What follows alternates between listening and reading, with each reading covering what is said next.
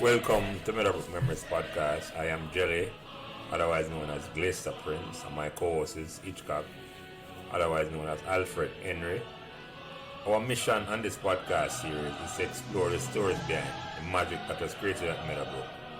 When over a span of 4 years, between 1982 and 1986, we saw the transformation of a small co-educational school with less than 1,200 students, 800 boys, 800 girls and 400 boys into a successful sports and scholastic champion, winning 7 major trophies, 3 Sunlight Cup, 2 Topping Cup, 1 Walker Cup, and 1 Nutriment Shield.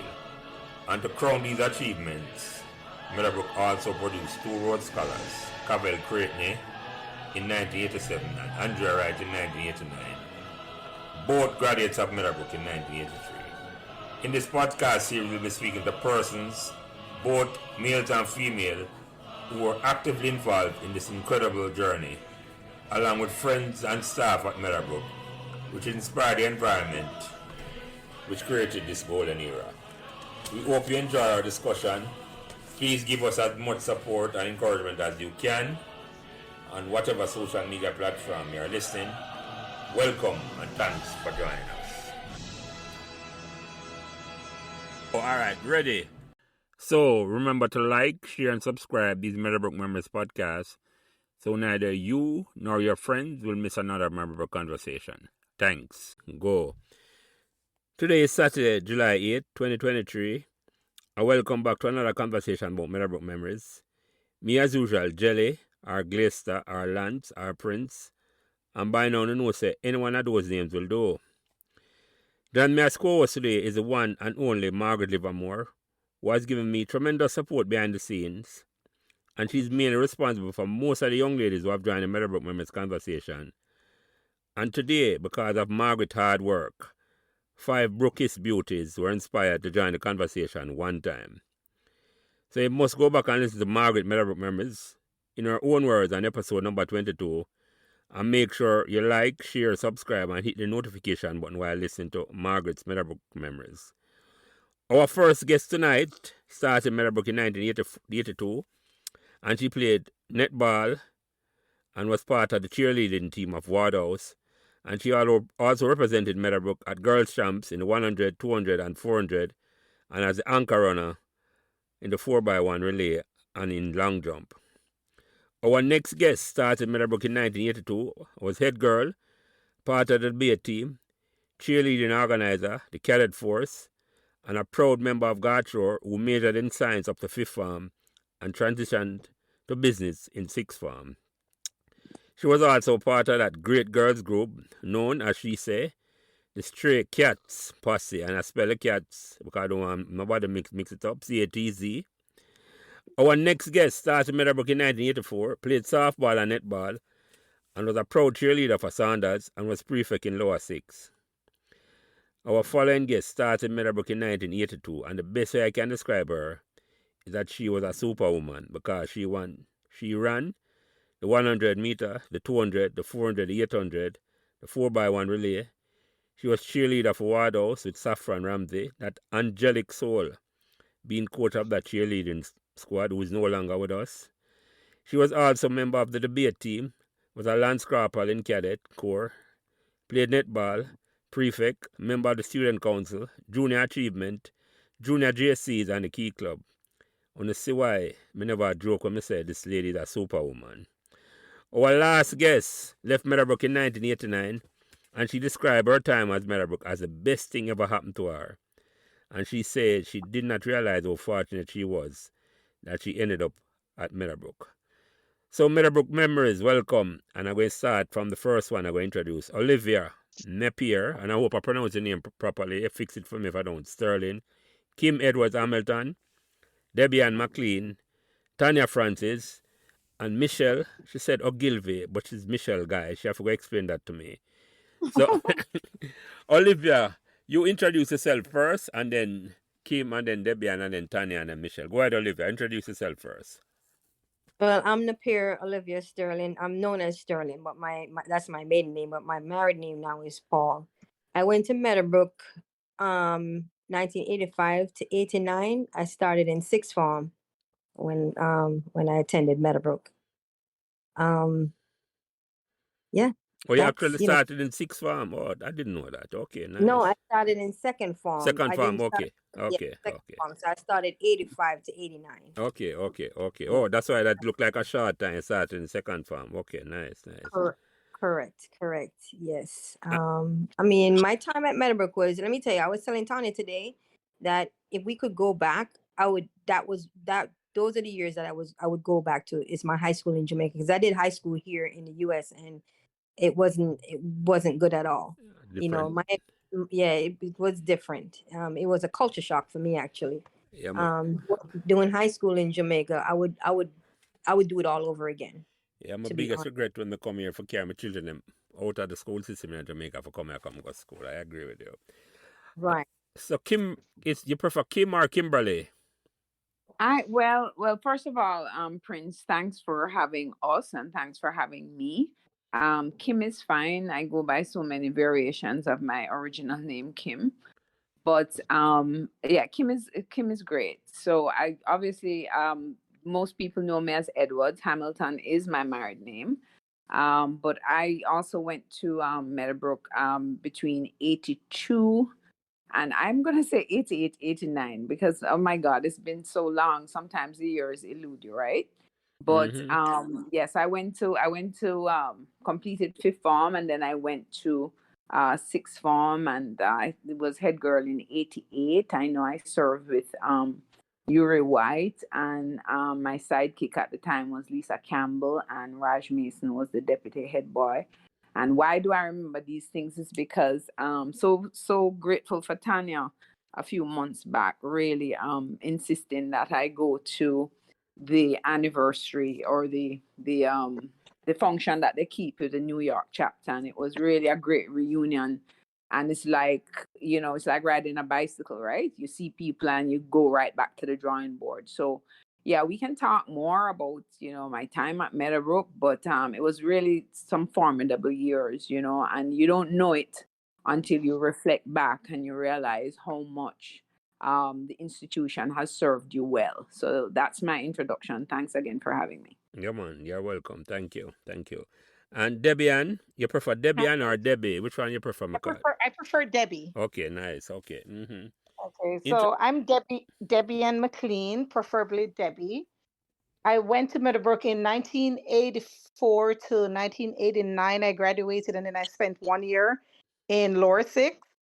My time at Meadowbrook, I'd say, is probably, as Napier would say, one of the best times of my life. It was indeed a great experience. I made wonderful friendships that have lasted the test of time. And it was a great educational foundation because I was able to build on it, and I would not change it for the world. All right. Thank you very much. I'm off keep And looking. thank you for having me, by the way. I didn't answer that question about why. Mm-hmm. Napier called me, but I have been listening because Gully also sent me the recording when the guys did it, and I had such a wonderful time listening to them. Mhm. Great memories. I was laughing. It was Mhm. really such a great experience. So when she called, like it was a no-brainer, I had to say yes. Well, this one will make all of the girls that want to come out, so I'm happy to come and do it. Trust me. Thank you. Yeah, so as I described you up front, Tanya, I'm a superwoman. Introduce yourself. So I want to say thanks for having us. Thanks for thinking of such a splendid idea, um, so that we, as past students, have the opportunity to look at an experience that at the time we didn't know would have shaped our lives. And it has, I think, every person that I've met um, along the years that I've left, they have said in some way, shape, or form that Meadowbrook has really shaped them. So I'm Tania Fraiser. You said Francis, but it's Fraiser. I started Meadowbrook in 1982. I'm like Kimmy. The years sort of run on because I ended fifth form in 87. I repeated fifth form. I then went to lower six. I went to upper six. So I spent a long time at Meadowbrook, and I got to meet a lot of people, different years, and even as we go on with the reunions, I see people, or people come up to me that I don't remember, but they remember me and how I've touched their lives. So I'm happy to have been a part of the cheerleading team. On cheerleading, we worked with our house captain Saffron, the ladies on the team, Michelle Tate, Napier, Lisa Campbell, Chrissy, a couple of other girls. I'm not gonna call out all their names, but they're all going to be on this program. We have all discussed it in our book clubs, and we have enjoyed what we have listened to with the guys, and we're a little jealous that the girls are not on. But we're going to be on, and we're going to come on and on again each time. I was a part of the debate team. I did track and field. I think they pushed me every time I said no, I'm not doing something. I was told I'm doing it, so I did. Um, Cadet, I was a part of the cadet team. Kim and Tanya and a lot of other people that will come on later. We were all friends, and we did things together as a team. Netball, and it's funny because I was the last person on the cadet row. I would always have to say whatever number, sir, and it drove me crazy because I was the shortest on the team.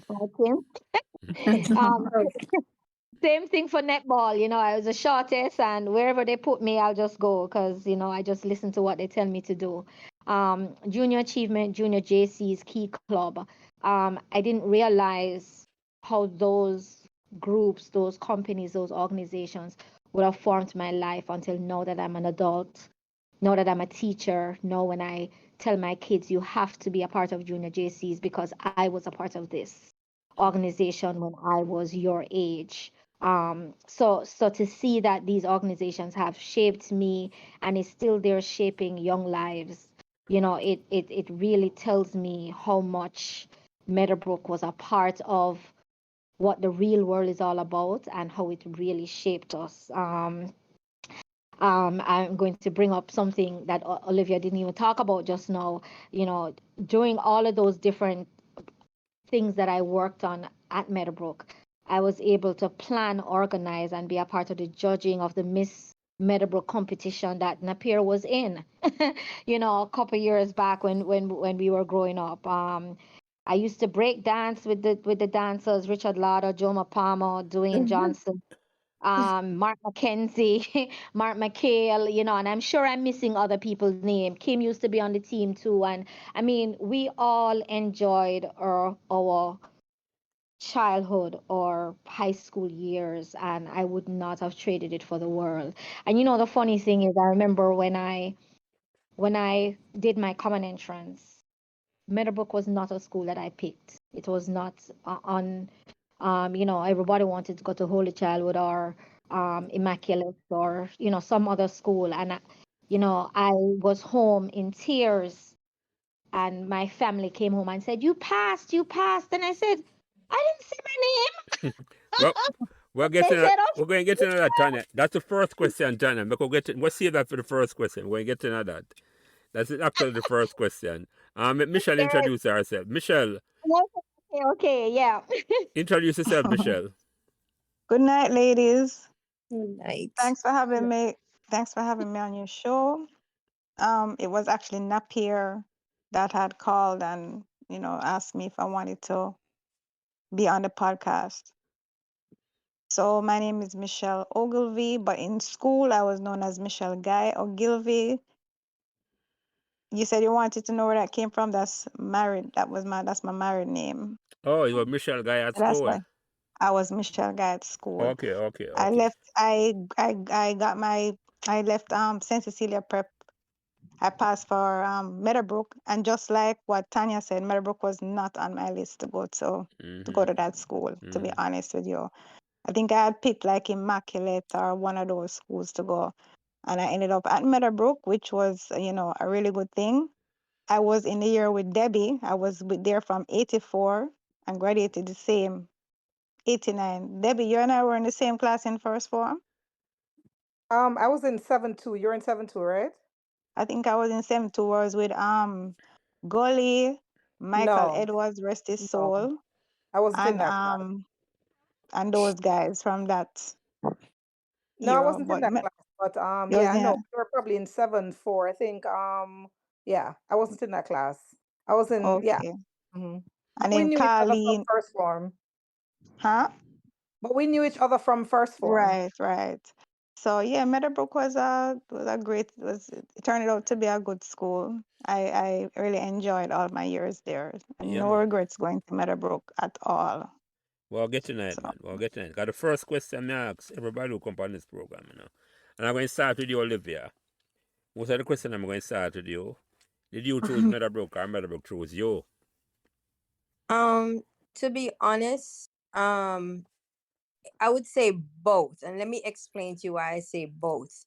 First of all, I did not pass my common entrance, so my reason for starting Meadowbrook in '85 because in '84 I went to New York and I didn't like it when I went there, so my mom sent me back to Jamaica, and I ended up going to Pembroke Hall Secondary because I graduated from Pembroke Hall Primary. And while going to Pembroke Hall Secondary, Miss Headlam, I don't know if anybody know Miss Headlam. Miss Headlam used to live down the street on Patrick Drive where my family lived. And I have 3 cousins that previously went to Meadowbrook, and I basically grandfathered in, I should say, in a sense. So it was because of Miss Edlam why I started attending Meadowbrook. And like I said before, it it wasn't, in my opinion, it wasn't a regret that that I regret that my aunt or my aunt really was the one that made the choice for me to go to Meadowbrook. It wasn't my mom's decision at all. And even throughout my life, up until I was 18, it was always my aunt that made the decision of what I should do and what I shouldn't do. And it was the best decision that they made for me to allow me to go to Meadowbrook. Mm-hmm. So as far as the question that you asked, did I choose? No, I did not. But it Meadowbrook chose you. chose me. Yeah, Yes. yeah. And for the record, now, Miss Headlam still live there now.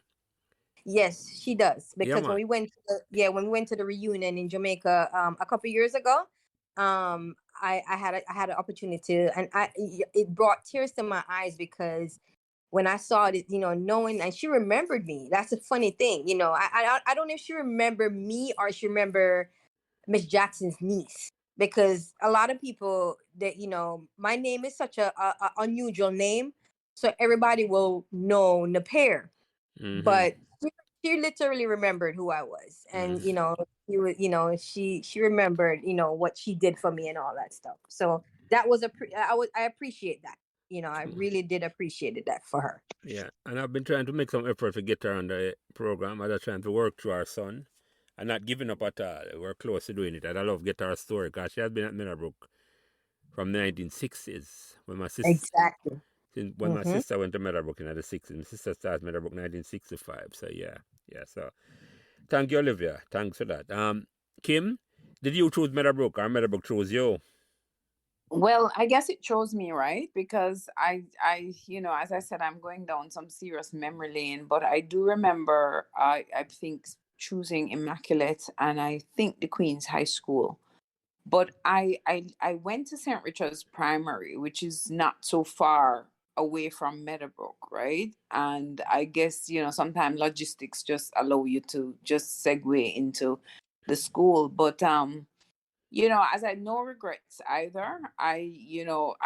When I go back down memory lane, and I think the first thing that I fell in love with, oddly, and it so shaped my style today, was the Scottish plaid that I wore. Okay, I don't know how many people focus on the uniform, Oh, but that uniform, okay, is in every the plaid, the Scottish plaid is in every Vogue magazine. I enjoy the uniform. I just enjoy the style of the uniform. And of course, we were very stylish girls back then. So even though Meadowbrook chose me, it really just became a part of me in terms of my deportment and how I think I ended up, creating my own style later on. So I just thought I'd just add that. Yeah. Mm-hmm. Mm. And for the record, which one of the uniform yard? When I started Meadowbrook, that I call the newer ones when I was leaving, like a carpet was a thick one. When I went to Yes. Meadowbrook, it was when I went to Meadowbrook, it was a thin one. But I liked it for my own reason, and I won't get into that at all. It was almost Yeah, see-through. no, well, you know that this Scottish plaid, it was like traditionally woven from like wool or Yeah. kind of wool type of material. So we wore the heavier ones, but then later on, I think we segued into the more linen. Was it linen? Probably cotton type. I probably more linen. I Cotton, think or yeah, cotton. cotton. It's, yeah, it was Mhm. more Mhm. cotton. I think when I think I still wore the heavy one. I think after that we started to wear that thinner. Um, yeah, that Yeah, thinner yeah, yeah. material. Mhm. Yeah. Mhm. Yeah, Mm-hmm. thanks. So Debbie, did you choose Meadowbrook or Meadowbrook chose you? Meadowbrook chose me. I actually picked for Merle Grove and St. Andrews because that's where most of the girls from my primary school were going. And when I found out I passed for Meadowbrook, I was not disappointed because I had no ideas as to if it was a good or bad school. So I was just okay with passing. My only concern was most of my friends were going to be going to Holy Childhood, Andrews, and Merle Grove. So I was kind of feeling a little lonely because I'm like, oh my God, I'm going to lose all my friends. But I ended up making new friends. And looking back, it was a great opportunity to have gone to Meadowbrook. So So no regrets. which primary school you went to? I went to George Headley Primary. Oh, that's doing the park. Yeah. Yeah. Okay. I got you. And Tanya, did you choose Meadowbrook or Meadowbrook chose you? Meadowbrook chose me. As I started earlier, I did not select it. I want to say I didn't even know about Meadowbrook. Um, my family, both dad and mother went to Immaculate, so that was on the list. Holy Childhood was on it because we went to Holy Cross Church in Halfway Tree and St. Andrews. So Meadowbrook was not even on the list. I was just I cried when I didn't realize that I passed, and then when my family came home and said I passed for Meadowbrook, then I was like, okay, I guess that's better than not passing at all. And as Kim said, as you started, the uniform grew on us.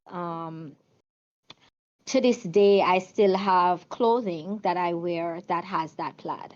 Wow. I started out in the thick plaid, and when I went to sixth form, it was the lighter cotton. And I still had, when we went to buy the material, because my grandmother is a dressmaker, when we went to buy it, if we saw the thick one, we would buy it, and if we saw the lighter one, we would buy it. So either which one, I had uniforms in both material. And even now I have dresses in the material because it is a Scottish plaid that is very prestigious and very expensive when you go to buy the material now. So it definitely chose me, and I'm happy that I went to Meadowbrook. Yeah, I saw a picture the other day where his name the prince wife. Not Was Prince. in it. Yes, Kate, Which yeah. Kate Middleton. Yes. right, I she try to had a remember her drape name. on her. Yeah. Same exact thing, like Meadowbrook. I said, wow, we're gone royalty, but we were there before, so I don't know. So yeah. Mhm. So Michelle, did you choose Meadowbrook or Meadowbrook chose you? Meadowbrook chose me. When I was when I took my common entrance from St. Cecilia Prep, I chose Immaculate and Queens. And I didn't know anything about Meadowbrook High School like that either. I just knew I wanted to like go to the Immaculate or the Queens. But when I started Meadowbrook, um, I remember when I was in the first form, and I remember there was I think he was a prefect at the time, Louis Watt. Do you remember him? I remember my first experience was when I was in the classroom and two prefects came in there and he was one of them. And, he gave us like all his pep talk and saying, this is a great school and blah, blah, blah, just do your work. Blah. And then, it's like, I said, you know what? maybe this place won't be so bad. And what I liked about it is that you got to know it was a boy and girl school, so you know it it prepared you for quite a few things down the line, and like how to get along with the opposite sex, and the all girls school thing. Now that I look on it, I'm glad that I went to Meadowbrook and I didn't go to an all girls school. Yeah, that is so So true. As a Quick man, question, Michelle. You didn't, I thought your grandparents live close. You didn't know Meadowbrook? Or they weren't there at the they time? they weren't there at that time. They had moved there Okay. after. They were at Okay. Havendale Drive, right? You're Okay. right. after you But they started were there. Meadowbrook, They were up. They were living around I think it was Lawrence Drive or somewhere before. I can't remember Mannington because Road, I yeah. was smaller. Yeah, yeah. But then Right, no, they right. ended up moving around Havendale Okay. That Okay. after you started Meadowbrook. Okay, nice. because I was right at the corner of Havendale, like right at the corner by the school, up from the school. Or near the bottom of the school, near the school there. No, not Bottomfield, like Right by Oh, up she was right Havendale near where Drive. you take the bus, right Yeah, across the man. You street know from where where you're you it was talking take about. right up Yeah. Yeah, Yeah. school. Right at the bottom of Avondale Drive. But I either want to say something yeah. before I come back to the want to call Queens the Queens. That's what I want to call it. No. No, just Queens. Okay. No one. No, well, Just Queens. now if you follow, Champs, Yeah. they actually do call it or refer to it as the Queen's the School. Queens. So that's Mhm. something that I think has evolved over time. But in our day, it was just called Queens. Right. That's something I said. For me, when I was at Meadowbrook, it used to be called the Queen's School. Oh, really? Yeah. I never know. When I hear it, I say it sound like when us boomers, like older person like me, would say the YouTube or the WhatsApp. No, man, they used to refer to it as the As Queen's the Queens, School. right? No, I hear the two of them say it and I say, okay, I think it's Kim that say it and Debbie say it. I say, okay, me ask about that. Yeah. Sure. So Olivia, you never know Meadowbrook before Meadowbrook throws you. The first day you go up on Meadowbrook or the first term you go up on Meadowbrook campus. What impression will you get? Listen, I knew you were going to ask that question. And like me tell Tanya earlier, the way all my brain set up, no one gonna ask me questions when me can't remember stuff.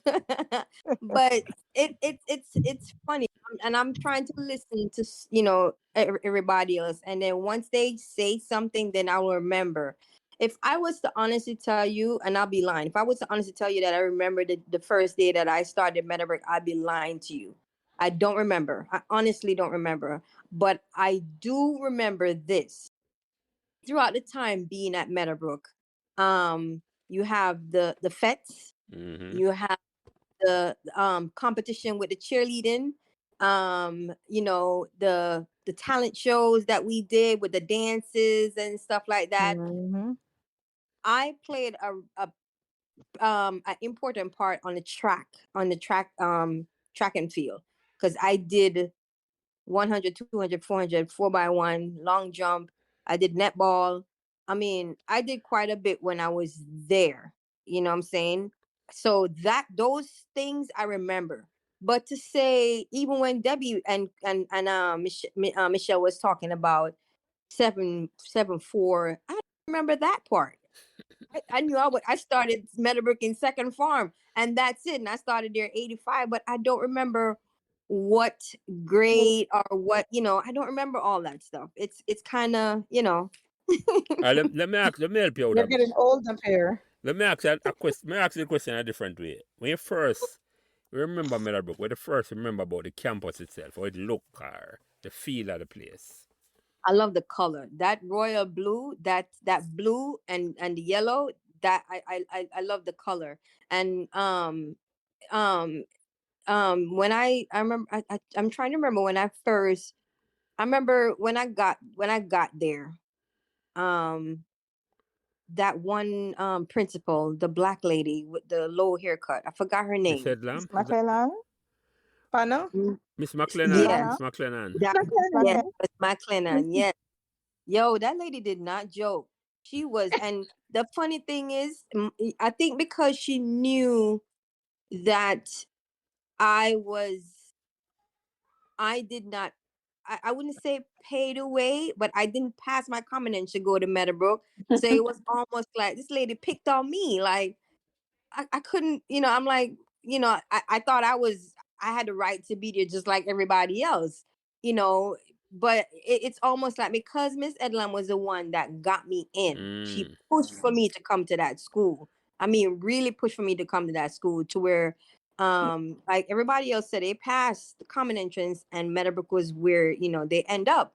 That wasn't like that for me. You know what I'm saying? So it was kind of, I felt like she was just, listen, you need to do more to stay here. You need to bust your butt to stay here. You were That I remember. you were conscious of it then, Olivia, that in terms of when you got there, it's like, yes, sir, yeah, I hear you. Yeah, I was, it's almost like I felt like, and it's not a bad thing. I felt like because I didn't pass, and I felt like I was entitled to be there. I was grandfathered in because of other family members that went through Meadowbrook, so that's why I'm there. So and my mom, it's funny. My mom, she was a single mother, and she did what she had to do to keep me there, and I did what I had to do to stay there. I paid. I think like everybody said, Meadowbrook actually mold me into the person that I am today. Yeah.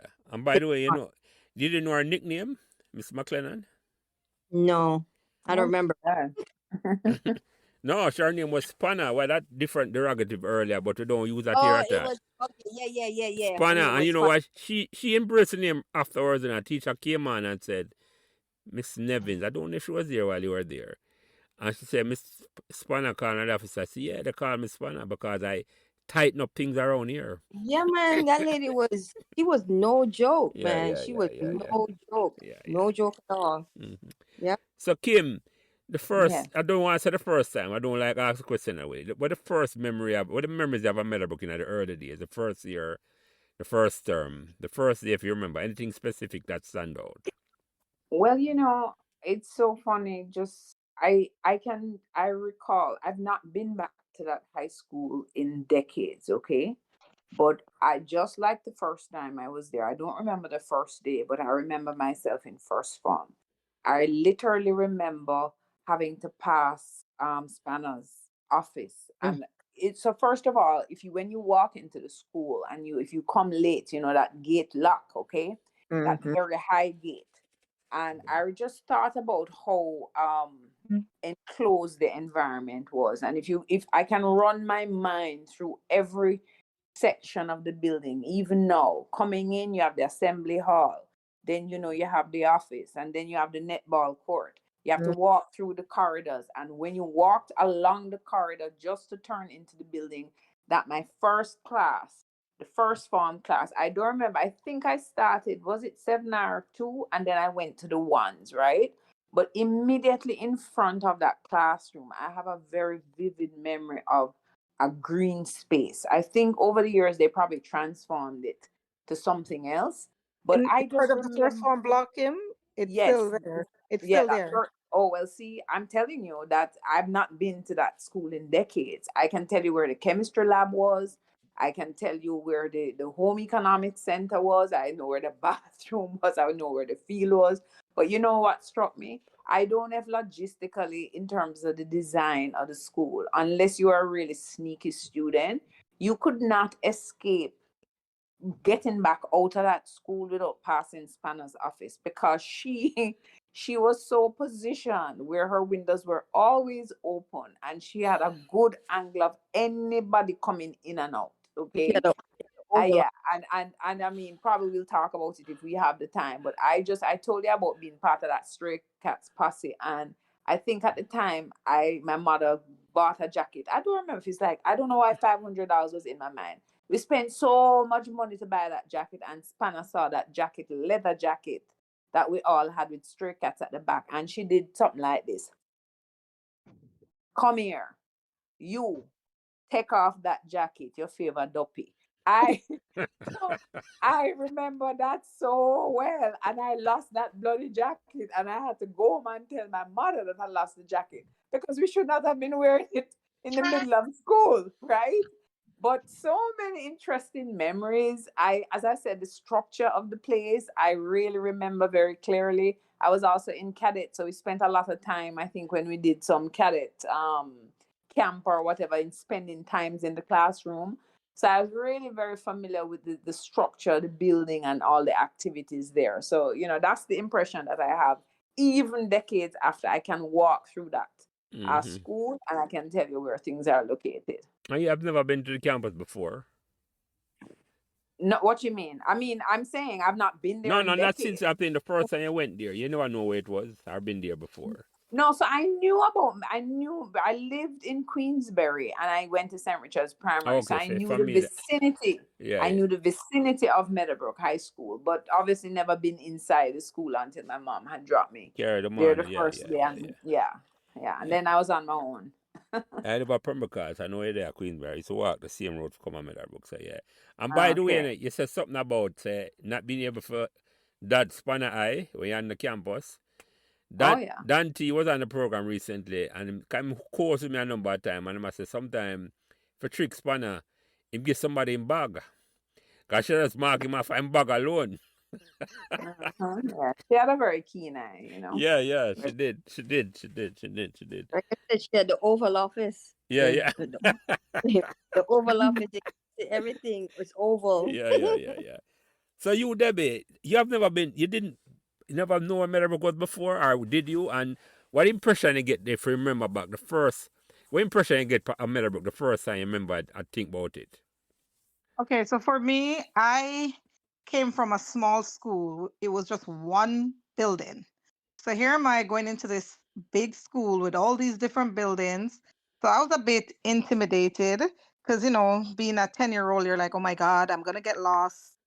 And then I'm here with no one because all my friends went to other schools. So now I'm here, no friends, and this big school. But the thing that really stood out was that they had all the first formers in one area.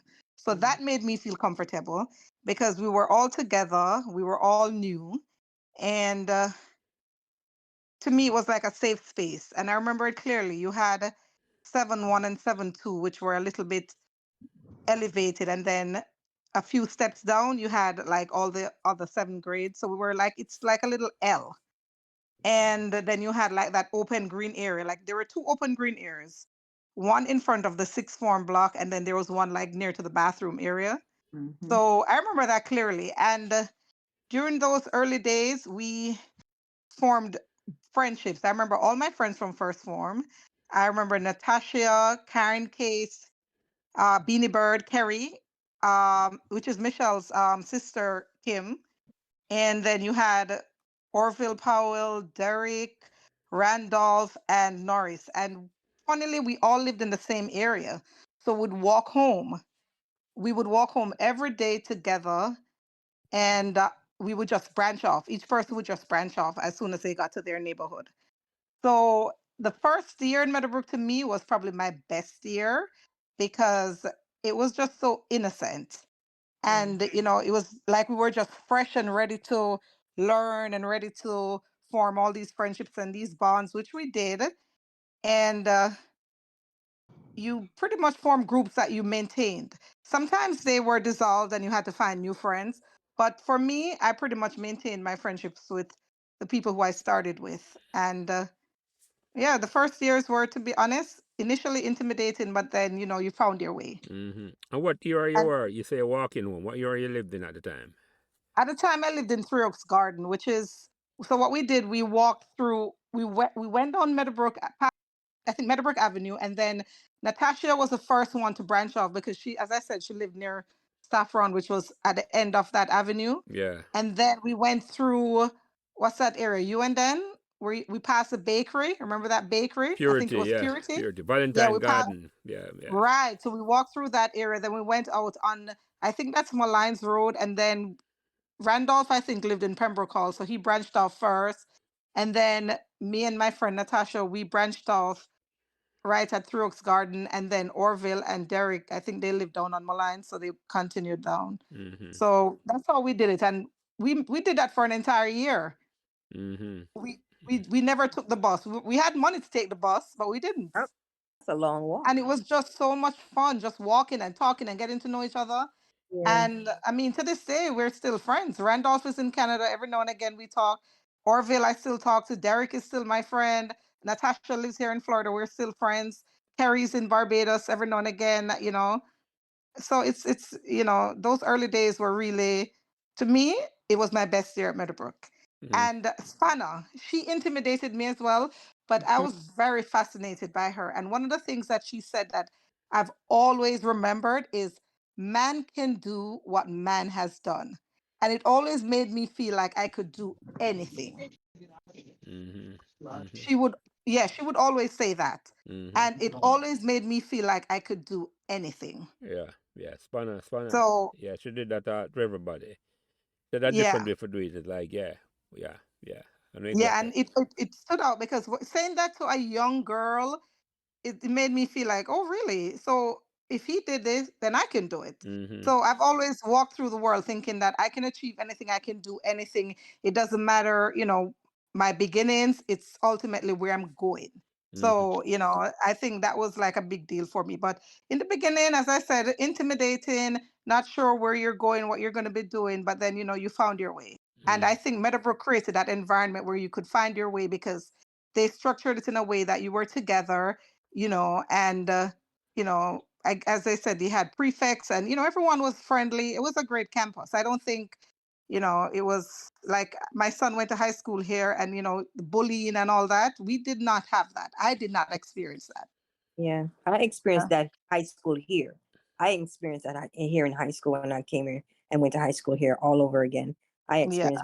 Yeah, man, it's a different Kickla Fisher High School here. I taught here, not in high school, in elementary school, and it is a different beast. A different beast. It The is. less said about that, the better. So Tanya, the first time you come on the Meadowbrook campus now, what the memory you have about coming up on the campus, and where were you coming from again? Remind me. So I went to St. Francis. Again, my entire family, mom, dad, their parents went to St. Francis. So And that's I in the graduated. crossroads here, right? That's in the crossroad areas, Yeah, man. yeah. Yeah. But my dad used to, I don't know his title, but he used to work for Caribbean Broilers. So it was easy for him to just drive down, drop us, go to work, and then pick us up when, you know, on our way back. So but we lived in Patrick City. So again, I don't even know why I didn't know Meadowbrook because, you know, just as Debbie just said, you know, after, you know, we had a driver that would pick us up. We had a driver that would drop us. If Daddy wasn't dropping us to Meadowbrook, somebody else would. And we had somebody who could pick us up. And we could take the bus. I remember, if I remember correctly, the 39 bus used to go down that way and go Yeah. down in Meadowbrook State, drop us off right by Luke Witter's mom's house, and then we walk into Patrick City. That, you know, Right. that's how close I was. But after meeting all the people in first form, after collaborating, and, you know, as Debbie just eloquently said it, it was an environment that you came in fearful because you're coming from your, you know, your smaller environments, and know this is, you know, this big place, and, you know, you don't know these people, you're now meeting them, and all walks of life, you know, and now looking back, you know, you don't know who was, you know, what caliber, but now, you know, all walks of life came to Meadowbrook, and we all found a way to talk to each other with respect. Um, I'm going to talk about Miss McLennan. You know, Spanner was very, very inspirational to me. Yes, she really scared us. You did. Cute. You know, just the way she walk upright, her hands behind her, she looked straight, you know, and she would correct you when you're walking to say, Stand up straight, look forward, look up," you know. So in those times, as a 10-year-old, 11-year-old, listening to someone who was not your mom, not your teacher, because she didn't come in to teach us, but she was so inspirational and so um she used every moment to be a teaching moment, and I remember when they took Kim's jacket, and it was a joke. It was a joke for all of us. For the ones who were upset with the group because they were so fancy in their jacket, and for those who were like, how could you take her jacket? Mhm. You know how much money they paid for it. But she used every moment as a teaching moment, and as we didn't know it then, but it shaped our lives, and we can laugh about it now. I do remember when she accepted that we called her Spanner, and it didn't bother her, and she didn't punish us for it. So you actually call I, her a spanner? I almost wanted to say that she lived up to the name, understanding that this was a name that we gave to her. It's almost like we meant it for something bad, but she turned it into something good because she knew that what she was doing was for our benefit. Yeah, man. So I think that alone speaks volumes. Going back to Debbie, now you and I would probably not walk that distance, but I don't know if I explain. I lived in Patrick City, right? And after talking to Tania, her brother, Marie Hawthorne, Tanya, we used to walk down to Tanya. Remember, Kim? We used to walk down to Tanya's house, talk and laugh and drink water, and then we walk. And my friends encouraged me to walk in the gully on a pipe. Mhm. That Yeah, I know that what? pipe there. I know that pipe. Yep, Yes. man. Cross So that we part. drove I Tanya. know it too. Right? You think I could ever tell my parents that my friends encouraged me to walk on a pipe, right? And we would walk on that pipe every day over to the other side because we would drop Sonia and I don't remember what over there was called, but we would drop them on that side. Then we would cross the Forest pipe. Hills, Forest Hills Yeah, to Forest Queensborough. Hill, To Yeah, and man. To then we would Queensborough, to walk. Pembroke. Yeah, man. I know the pipe exactly, Yeah. man. Yes, yes, And yes. then we would walk down that street. We'd drop off Margaret. Remember, Kim? We'd drop Yep. Margaret. And then we'd keep walking. We'd drop off Marie. Mhm. And then I would keep walking. So, in retrospect, there's no way I would walk those distances now. But it was so No, much fun then, right? that's fun. Yeah, No, because no, man. yeah, I used to It was, walk from Meadowbrook to Patrick City, and then walk from there to Permacal, and then walk from Permacal to Mullines Road to the Hugh, and then Hard. So it was a lot of walking we did back then. Oh walking, yes. Mm-hmm. walking. And as I said, it shaped me in such a way because when I go on vacations now, people say, my goodness, you walked through the whole of Brussels. And I'm like, I don't even know how I did it. And I'm like, yeah, I know how I did it. I did it in Jamaica when I was in high school. Mm-hmm. Mm-hmm. you know and, there are little things that has been they're so small, it's almost like a joke, now that we're talking about it, but they were so tiny and they helped to shape us Yeah. to the adults that we are now, and for that I'm grateful. And Mm-hmm. I I'm think, so grateful. not to cut you, Tanya, but I think one of the things too, when you really think about it, we never wanted to let go of each other because to me it was a way of extending the day, just Yes, to be in each other's company and continue. And it because, so yes, it was really, and with all of that we still got our homework done. we yeah. still we still did cadet, we still did track, we still did Yeah, everything, we did and a we still lot of did stuff. one That's why, thing. that's what I tell these kids. I tell my kids. I said, listen.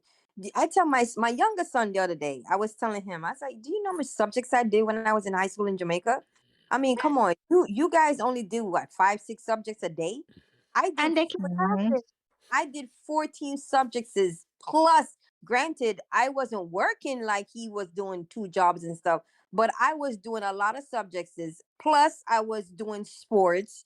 You know what I'm saying? So all this excuse that these kids here have, I tell them all, and I used to walk home from school. Me never have no school bus come pick me up from in front of my house and carry me go school and all them something. I never had that. I say, yo, let me tell you something. Say, we don't have gold spoon bar enough food them out because boy, we have it really easy. Not Yeah, me. yeah. So Michelle, the first time you come from Meadowbrook campus now, what impression you get? Where you remember the most about it? The mic on mute, Michelle. Michelle? I wonder if Michelle, it's... No, I'm here. Yeah, Sorry, I man. didn't know I was on mute. Mm-hmm. I remember being nervous because I left St. Cecilia Prep, which was on Surbiton Road. That was kind of a small prep school. And all my friends that I had there, they had passed their common entrance to like Queens and Immaculate. So like when I went into Meadowbrook, I really didn't know anybody. And I was intimidated by the school at first for the first couple of months. And I realized that I like how most first formers would like tend to have friendships with like their own peer, like in first form. I did get some friendships in first form, but most of my friends ended up being like 2-3 years older than me in Meadowbrook. Mm. Like I tended to veer more towards the older set of kids. I don't know. You know, that's So the friends interesting, that I have now that I have relations that are good friends with me, like right now, like there's a few from my grade, but like most of them are like 2-3 years ahead of me that I am friends with now. I was going to ask about that now, Michelle. Let me ask you first, because that's something I was going to ask you. Because when you send me the bio, I noticed when you come, all I never saw Meadowbrook at the same time. But when you look like when you click to one another. So, Michelle, you take that question first. What do you think caused that way facilitate different age group but mix it one another so easy? I don't know. Like, for me, I that's a Do you good think it's question. Michelle? Remember, you lived close to Meadowbrook. I think that had a lot to do with it because I think everybody would stop at your house for one reason or the other to get mangoes or water or something. I had to ball up my name because I remember Seth. I remember Seth's son specifically, Yeah, Gully, everybody would stop at and your the who house. that the them guy. I think I would hear my name and just like when them a pass me. I'm like, what the hell? You inside the kitchen and my grandmother asked me, who's that calling? I said, Jesus, I got a lot of that. Yeah. But I don't know. I don't know why I tended to veer towards like my friends now. Like I don't know if you remember when the wedding Maya, Kathleen Brown, Tanya, you know them. They were I think more in your time. Because they're in my year, yeah. Right. And I And I ended up honestly, being friends. I ended up being friends with them because I don't know. And then there were some girls that they went to Immaculate because I said that I was doing Immaculate, and I don't know why I ended up not like being friends with most of the people from my farm. Like I don't know how I ended up 2 years ahead of me. You're too antisocial. That's what it is. No, but, but hold on, A hold on. joke, me, I mean. A No, I joke, know, me, I I know, I mean. know what joke you mean. But Kim, let me get your take on this. Because as I say now, when I look on in the bio, when I all come from different time when they start a Meadowbrook, I mean I say, oh this was this done, how it facilitate where all I know come from different time when they start Meadowbrook and end up being friends with one another. You have an answer for that, Kim, how that happen? Or why it Well, happen? you know what? I think different people have associations with others, and as you talk, people kind of mesh together. But to the point, and I'm trying to place Michelle's face because I do know the name, right? And I'm very good with Do you faces. remember? Okay, do you remember a young Natalie guy? I think she Ye- was. Yes, I do. I do. That's my cousin. Oh, your Oh, She's cousin. Oh, Natalie's your cousin. I know Natalie very well, Natalie. man. Good friend. Natalie's my okay. cousin. Yeah. Yeah. Yeah, but it's to the point that you raised. I mean, I had like Tanya and so was a consistent person. Lisa Campbell, Marsha, and a lot of things changed for me. Especially, I used to hang out with Marsha, Dawn Prendergast. She left in third form. Nikki Murray, of course. I said Tanya, right? Even though Debbie and I are good friends today, we never really kind of meshed in school. We were meshed in university, right? Okay. But Yeah. there were some formative. There are people. When I look at the cadre of people that have passed through Meadowbrook, and I think of the level of excellence that a lot of them have obtained, I was friends with, I mean, still today, we're not close, but I'm still in touch with like Peter Champagne. And what Peter is doing in Jamaica. I mean, he's one of the notable attorneys. He's Queen's Counsel. I think about Donald Farquharson and all of those type of guys. They were much older than me, but we just formed relationships just by knowing that people went to Meadowbrook and professionally even know. I think there was just that pride. And for me, just looking back at how the school, we use that word very, very often in this discourse about shaping, right? The shaping that Meadowbrook really did, whether it was through the discipline of cadets, whether it was through cricket, just some things that allowed people to kind of just meander into each other. So there are certain things that unite people, right? And sports. And as you guys talked, I was like, Rotted, I remember I played softball too. Netball, Me too.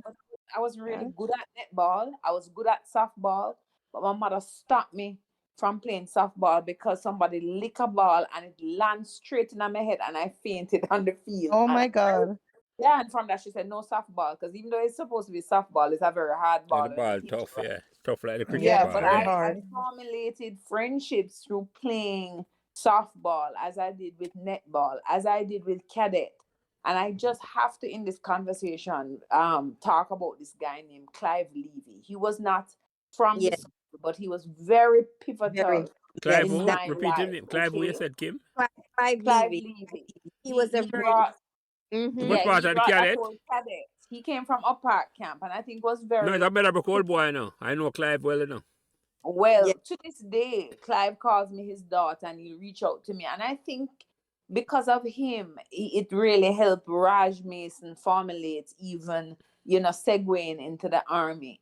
So these relationships that I think, I'm so happy for the podcast because it not only carries me back down memory lane, but it really just provides these connecting points of really how people have just evolved, whether through their career or their personal lives and so on. So I think in the main, Meadowbrook has really been the great uniter in so many different ways. Yeah. No, So yeah, those are I'm before you take on that, Olivia, I just want to say something about Clive.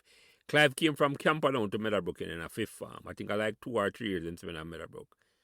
And I didn't even know that he was so influential in terms of the whole heap of people, I mean, influence. And he was active in the cadet. But yeah, I'm happy to hear that, man. I know Clive well. You repeat. yeah. and He's and he's a good friend of one of my older cousin. He was friends with one of my my older cousin, one of the Jack. Yeah. Yeah. And I have to say, no, I don't want to take up because I want other people to be able to share. But when I say that he shaped a lot of things for me, I mean, even personally, I remember there was somebody who came from a park camp there, and he was too familiar with the girls, and he like kind of made a pass at me, and I just happened to tell Clive, and that guy has never seen the walls of Meadowbrook after that because he was such a great protector. Protector. I don't know if people really know the value that people contribute to people's lives over time. But I just wanted to mention No, that. I'm glad you mentioned it. Do you know his nickname? I He has don't I don't I'm going to recall. tell you his What, nickname. Teddy Bear? he has a What what was it? what is I'm going to tell you now. It's evil. It's Clive spelled backwards. Oh oh my okay. but he was very nice to the girls. No, And I man. do No. Clive is a gentleman, man. We yeah, used to make fun of him. Right. he's a great guy. You should have him on your podcast. You No, should. you have to send him link. Most of the I people, will. if you have a contact for him, I will try to reach out. And people might know him, but I know somebody might. But if you know him and you have I didn't know you know him so well. But yeah, I know Clive Yeah, very well, man. The play, yeah. I He's repeat, a fifth great farm. Yeah, man. man. I started Meadowbrook from first, but he came from Camperdown and came to Meadowbrook. I didn't know he was so protective and at such Oh yeah. great. Yeah, no, I'm happy to hear that, man. But you see, all right, so Olivia, you go ahead and take that question because I think I have an idea what cause we're the different generation of people, or different age group of people. But you go ahead, Olivia, and tell me why you think. You mean with the girls that here now, Yeah, or with the girls that's here and in general, like when it just mix with everybody, it wasn't a problem at all. yeah? In general, for me, I chose. Well, I had more people that wanted to come on, like I said before, but I chose Kim because at the time she was my head girl. And to be honest with you, I looked up, and Kim might not know this, but I honestly looked up to her as a woman, as a Black woman, what she's doing. And, even though we don't talk every day and, all that stuff, I saw her at the reunion in New York. And I came back and I was telling my husband, I said, man, it's crazy how this alumni New York chapter has actually allowed me to meet people that I never knew, in Meadowbrook. With Debbie, me and Debbie, we're in the same year, you know, 85 to 89, 84 to 89. But we did a lot of stuff together in school. Tanya, now, Lord of mercy. What can I say about Tanya? Tanya, everybody thought that Tanya and I were sisters. I don't know why. Maybe because of the height, but everybody thought Tanya and I were sisters. And Tanya and I, we were always close. Michelle, Still Mich- do. Michelle and I, I mean, we knew each other in school, but we weren't, it's now that, when we got older and throughout the years that, we've been close. But me and Debbie, it's been a constant friendship with, she and I over the years, even though we had lost contact a few years back and reconnect. And ever since, we've been connected since. But there are more people that, it's funny because there are more people that I'm friends with the younger generation as well as the older generation. And that's true by way of Facebook and the reunions that we go to. And I'm trying to get everybody to go because they don't realize that, listen, Meadowbrook alumni my husband even said it. He has not seen any other school that is so serious about their school like Meadowbrook is. Meadowbrook alumni is serious. It's a family, you know what I'm saying? And they are a good set of people. Mm-hmm. You know what I'm saying? Yeah. So I'm up here. I have a question about that, but later on, I'm glad you brought that up, but I have a question about that. So I want to ask you something, Margaret, because all of the ladies there mentioned something tonight where they were intimidated by Miss McLennan. And I know you had a principal before Miss McLennan. Were you intimidated by Miss McLennan? I actually wasn't. I was impressed by her, and I really, really admired her. I still talk about her and her discipline, the discipline that she instilled, just how she expected us to, as ladies especially, her expectations of us, how we carried ourselves and all of that was I found it very inspirational. I'm not sure why. I was listening to the ladies and I'm thinking I might be an oddball because a lot of things that happened where people come on and say, oh, I had this issue or that.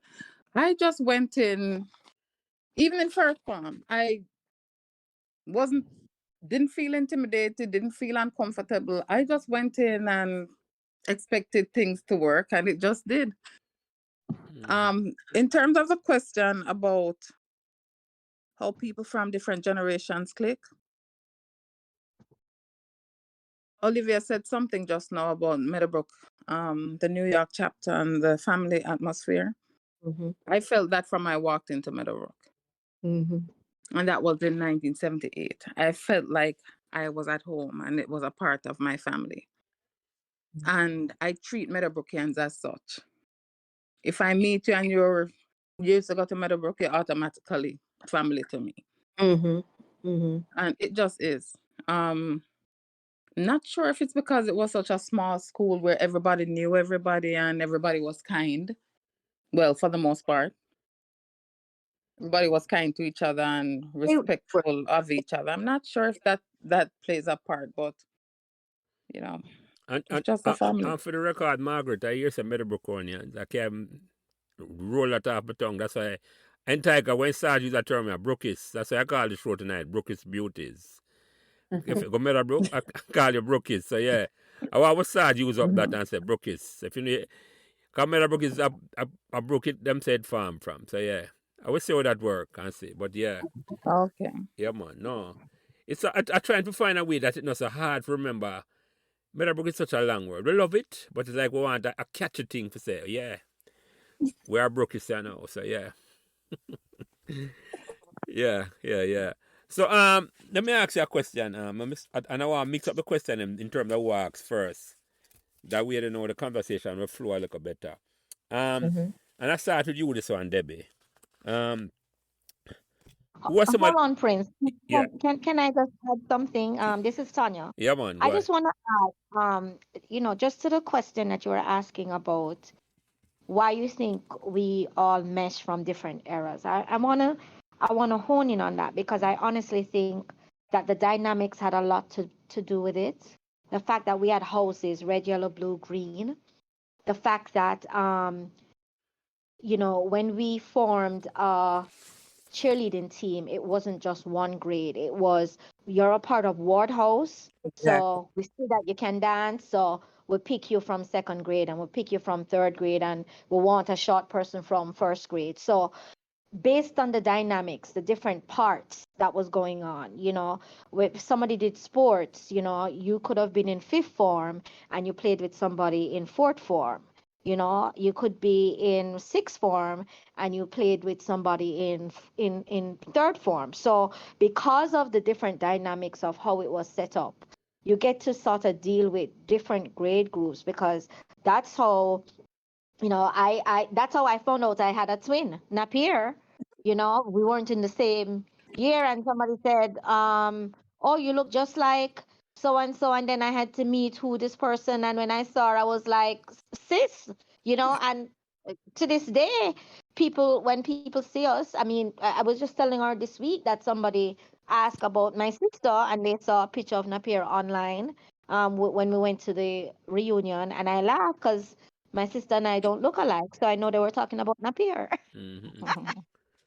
And that goes for not just younger but older also. I mean, a lot of the times when I go to the reunions, people know me based on I was their prefect or they were my prefect. They were my head girl. Stuff like that. So I think based on those little dynamics, it allowed us to work with other age groups. If I was a prefect in fifth form, if I'm a prefect for a first form grade, then they all know me. I don't necessarily remember them, but they remember me when they come to a reunion. you Mm-hmm. know No, if but I'm in sixth form and I'm student council or I am on debate team, my host, everybody in my house remember me mm-hmm. as I brought home the cup, or I won this race, Mm-hmm. the second leg on the relay team, and they remember who that person is. So a lot of the times when I go to reunions and people say, "Hi, Tanya," I'm looking at them, I don't remember them, but they know me. So I think that played a big part in us. I mean, even today, when Napier called me yesterday, it was a no-brainer. It's like, of course, Napier. We did all these things together. And then as we spoke, I'm like, did we get Kim? Did we get Lisa? Did we get, did we get all these other people because they were a part of our teams? No, And as Margaret just said, I've been on a cruise and I meet people way older than me. They went to Meadowbrook, automatically your family. you start bond with There's them. no Yeah, yeah, question. yeah, yeah, yeah, Yeah, yeah. Yeah, and but that's just how. Yeah, go Yeah, you ahead, go know ahead. what, Margaret. Tanya? Mm-hmm. Tanya, I had that same thought, right?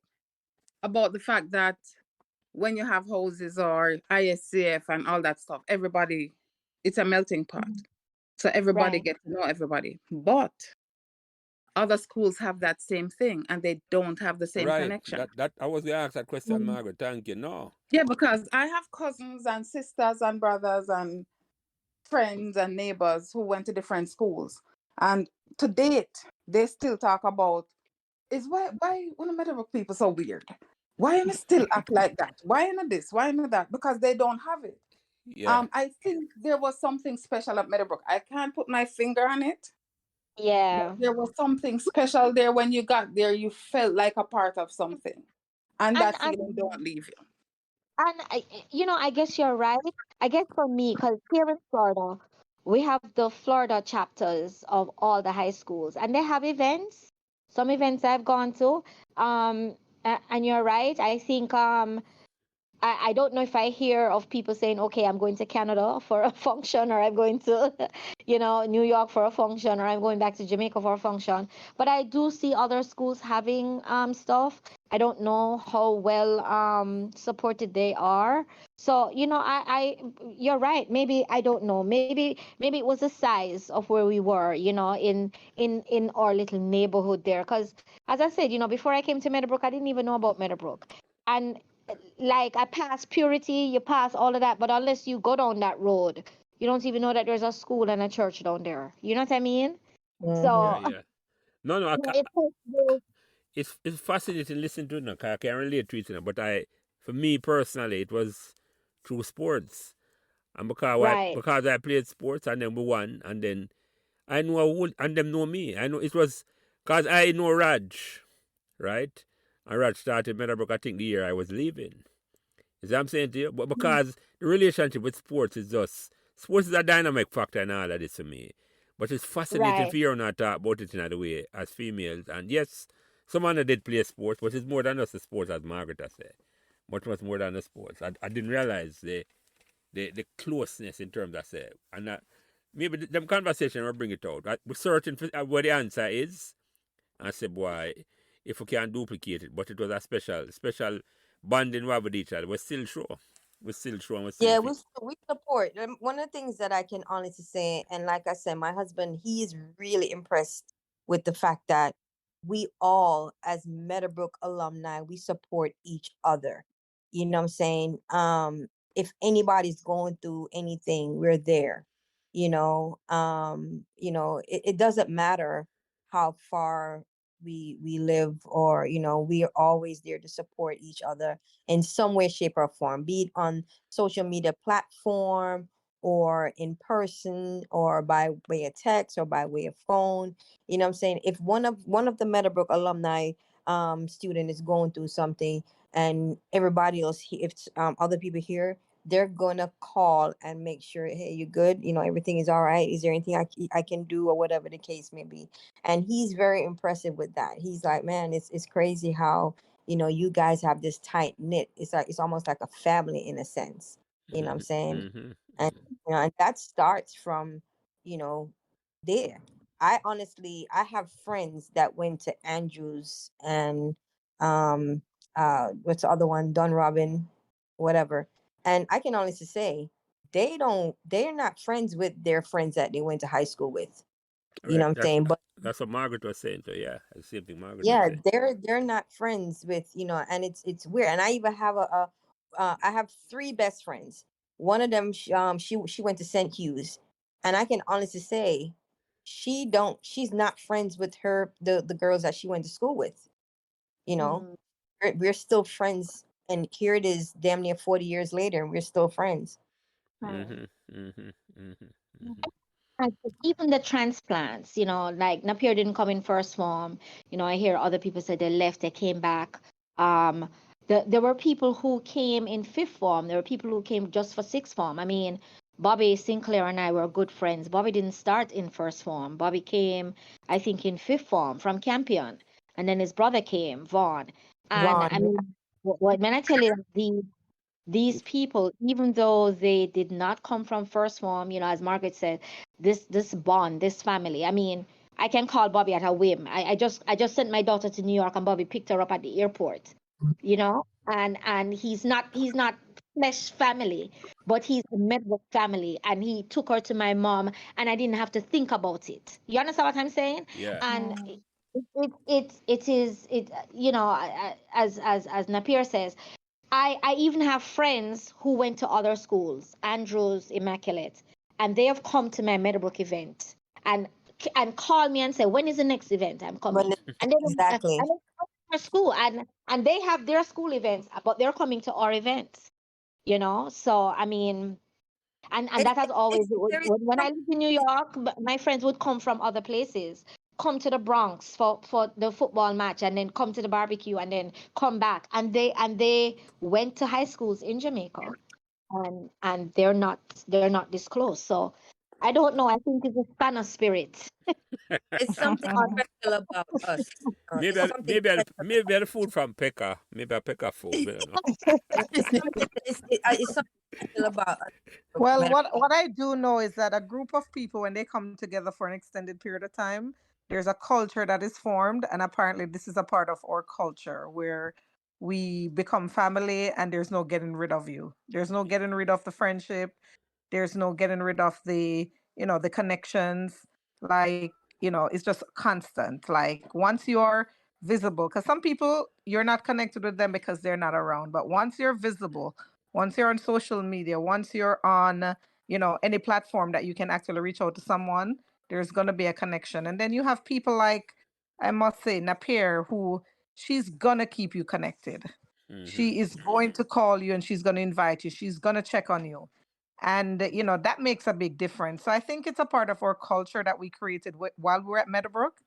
As Tania was saying, they used to walk home together, in a big group. So I think it's a part of the culture that we developed, while we were at Meadowbrook. Because if you go to some other schools, they have their thing. I'm not sure what it is, but each group, when you come together as a group and you stick around long enough, you're gonna develop a culture, and that is gonna, you're gonna carry that along with you. So I think that's it. We just developed something special. And yeah. Let me ask you a question, Michelle, because you sent me in your bio and you said you did not realize how fortunate you were that you ended up attending Meadowbrook. Tell us why. Expand on that. Well, as I said, being at Meadowbrook, it made you all rounded. It rounded you. It prepared you for what you're going to face outside, in terms of being able to get along with everyone, in terms of the opposite sex, in terms of, like even me being friends with the older set. It just taught me. It prepared me. Meadowbrook definitely prepared me for the world out there. Like, definitely prepared me for the world out there. I knew friends from all walks of life, whether it be from the downtown, the uptown. It just kept me well-rounded. Different kind of people that I met at Meadowbrook, different from different cultures. I had, as I said, I had friends from all ends of Jamaica. You understand what I'm saying? Like, it just kept me. It made me very street smart going to Meadowbrook as well. And why I say that is because I remember when I used to go to fetes, when I used to go to the Immaculate Fete, them and the like the Andrews, and I would see how the girl them would go insane just over the opposite sex. And I'm saying I go to school with guys every day, like, and you learn the tricks and how how you guys, they could talk business. It just kept me. It gave me an open mind. Meadowbrook kept me very open-minded, like, just street smart. And one thing I can tell you, I am street smart. You understand? Meadowbrook helped me with that. It showed me the reality of a lot of things, as I had friends who were going through different things while in high school. Like, and they kept it real at Meadowbrook. It definitely prepared me for the world out there. It definitely did. And that's what I mean when I said it. I think I was fortunate to have ended up at Meadowbrook. So Meadowbrook chose you. At Meadowbrook chose me, yep. So Kim, you want to tell us about the stray cats posse or that farm, and what was the idea behind that? Well, you know what? It was just a group of girls who connected with each other. But, before I mention them, I want to be transparent in saying that most of the people that I were my colleagues and friends at Meadowbrook, they migrated, right? Tania migrated, Marsha migrated, Tania Palmer, Tania Fraiser, Michelle Miller, who I'm still looking for. I've asked about her when I was at the reunion. A lot of people migrated, and it really shifted a lot for me, because it was like I wouldn't say alone because I'm not a lonely person, but I had to re-navigate immediately when I left school from the people who were in the Stray Cats posse, as a matter of fact, Maxine Caballero or Marie Hawthorne, every one of those girls migrated. And life happened, and we were separated for so many years. And I remember Marie Hawthorne saying to me at the reunion, Kim, where have you been? And I said, I've been in Jamaica. So where everybody probably migrated and transitioned here in the States. And I did that much later, having had a very advanced career in Jamaica. I missed out on a lot. But the truth is, when I reconnected with people at the reunion, it is like the years just disappeared. Okay. Because the graciousness of people, like when I had to go back into Manhattan, where Marie arranged a ride for me to go to the train station, and oh my God, her name eludes me right now. But people just kind of say, okay, look after Kim and so and so. You talk about that family unit. Because I will say, if you follow track and field like I do in Jamaica, yeah, KC, JC, they have their old boys association and so on. But the word family comes to mind because it's like the prodigal daughter when she returns. It doesn't matter where you've been, right? People just open their arms and just take you in. And that's what happened for me 30-something years after, when I saw all of these people that have not seen me in decades. But that whole posse, so I just want to say that. But as I said, it just found I learned that sense of independence. Everything, when I think about being in debating, and I remember one time I was doing some other literary thing and I forgot my bloody lines. I was so freaking embarrassed. And it taught me preparedness. If anybody knows me, I'm always prepared. I remember Louis Watt, that stupid boy, writing down, putting a paper in front of me like, read the lines from here, because I forgot my lines, right? So really just interesting time. But the Stray Cats, we were just these kind of girls, right? We meshed with each other. Michelle, Miller, me, Tania, and I think we had a little style. We just had a little pizzazz about us, and we just kind of meshed with each other, and we wanted to make sure we had a unique way of identifying ourselves. So that was the era of like Madonna, and we used to wear studs like gloves like Michael Jackson. And I didn't even know people probably were kind of hating on us to kind of distinguish ourselves. But think about being in the Caribbean, wearing a freaking, I think it was like the pleather, it wouldn't be leather then, jackets like in the middle of a hot day. So we wearing our leather jackets at the school. And I remember talking about bullying. My first experience was, I don't know if he's alive, but I remember a guy named Buchanan. Anybody remember that guy, Hugh Buchanan? I remember the name. That guy, when we used to call ourselves the Stray Cats posse, he just started a bit of teasing of us. When Spanner was in our office, he used to sit on that barrier. And when when we all walked by in our jackets, he used to call us stray dogs. Stray dogs. No, he didn't.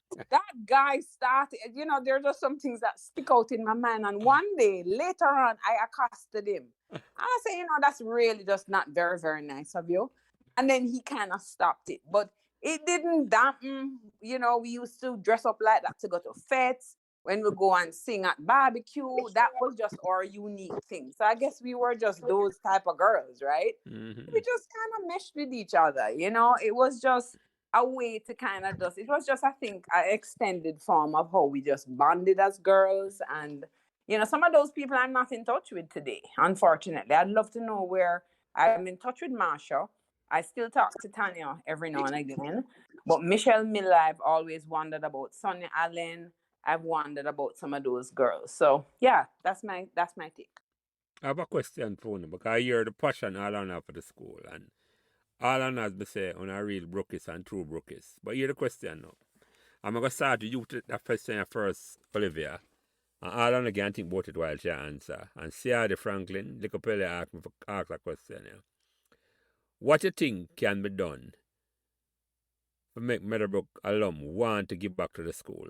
Or for term it or mega term it, to make them know, them true brookies come out, where them know say it's part and parcel for know say they must give back to the school. What can be done to motivate them? You go first, Olivia. as far as to give it for giving back to the school. No, What can no, not you giving back, How you gonna motivate others to feel passionate about the school like on the field? Because you're not talking about it, Oh, okay. I mean, you Or just what can gotta. be done? What can be done? Not all you're I gonna do. mean, What can be done, you think? What you think can be done different? I mean, we're doing what we're doing now. I don't think there's anything more. I think for me, okay. So Tanya mentioned about the Florida chapter, and to be honest, I think everybody, doesn't matter what year you graduated, what year you went to Meadowbrook, or what year, how old you are, be it young, 10 years younger, I think when anytime there's an event, I think they need to make the initiative to try to attend. I'm not I'm not saying that, sometimes schedule conflict or whatever the case may be, but I think more people need to show up for the events. Even with the Florida chapter, because they have the younger the MO. Tanya, remind me of the name again. I think it's MO. Magba. Magba. They started the sports day event. I'm not sure exactly what that, what they're doing with that, but even with that, I think more people need to get involved.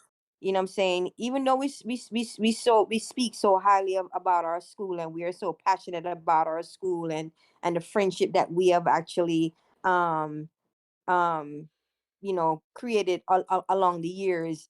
I think the to your question, as far what more can we do, I think we need to do more advertisement. And we have so many platforms right now, because one of the things that I know, um a lot of people are not connected on Facebook like we think we are. We're not. When I go to the New York chapter event, I'm the one that always, I try my best. Not I'm the one. I try my best to connect other people to come to the event. Some come, some don't. You know what I'm saying? There's a gentleman that came to the reunion in New York in April, and I hadn't seen Dwight. I even forgot that Dwight went to Meadowbrook. I hadn't seen Dwight in over, shit. The last time I saw Dwight is when I left Jamaica, and this was like 80, 89, 88, 89. I hadn't seen him, and I was shocked to see him there, because I forgot that he went to Meadowbrook. So even when they do the events, advertise it more. Try to push it out more, even though they are doing that, but try to reach other people, not just a selective few. Try to, and I try my best to do that. You know what I'm saying? So that's my answer on that. Mhm. So, Tanya, you have any ideas in terms of what we can do to motivate people for wanting to give back? So, I hate to say I'm going to ditto on Napier, and I'm saying this because I live in Florida now, but I was a part of the CRD Kerry Marie starting the New York chapter. We were a part of the New Jersey chapter with Ozzy and the older people, and I I I I was even on the board of directors. So, like, say I couldn't be a president because I didn't have the time. I was going to school. Life was happening, right? And we encourage people. And I think, as we all know, we're all in little cliques, and we've done a lot of things as a committee to push out to individuals. So what we would do is, in a meeting, we'll find who is in what year, and pretty much open up a magazine and say, okay, can you contact these people? Can you contact these people?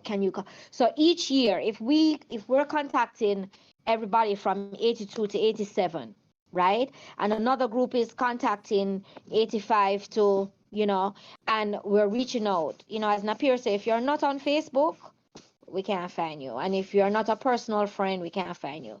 I've met people on the streets. As I said, I went on my aunt invited me on a cruise, and I went, nothing to do with Meadowbrook, and they had a school day, and I saw 4 people in Meadowbrook uniform, And I didn't know they were going to have school day. I didn't have on my uniform. But I walked up to these people and I said, listen, man, we have a New Jersey chapter. We have a New York chapter. We have a Canada chapter.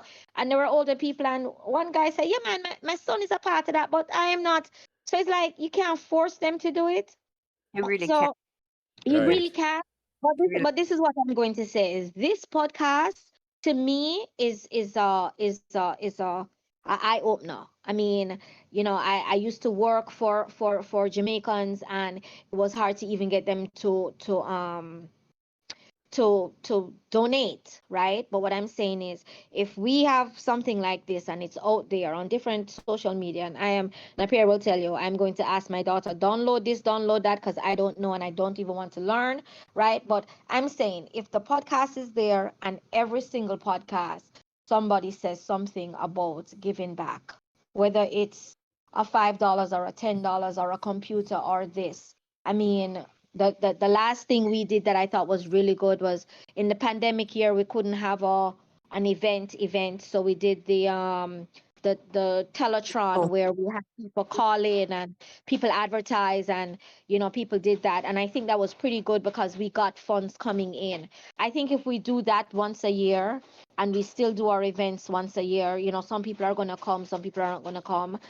Sometimes it's hard to select a date because remember we have to select a location, and to get the location we have to make a deposit, right? We can't make a deposit if we don't have any money, right? We've done the association where we're saying, can you be a part of it? Can you give us if you pay a fee, like a past student association fee? We have I don't know if the numbers have changed. I don't want to call out any numbers, but we had $100 a year, or $200 or $500 lifetime membership, and we sent that out to all the names that we have. Some people answer, some people don't answer, right? We have meetings all the time. We invite people to meetings. I now live in Florida, and I'm still a part of the New York chapter. And when we helped the Florida chapter, when I lived in New York and we helped the Florida chapter, we would all come down. We all came down as a team.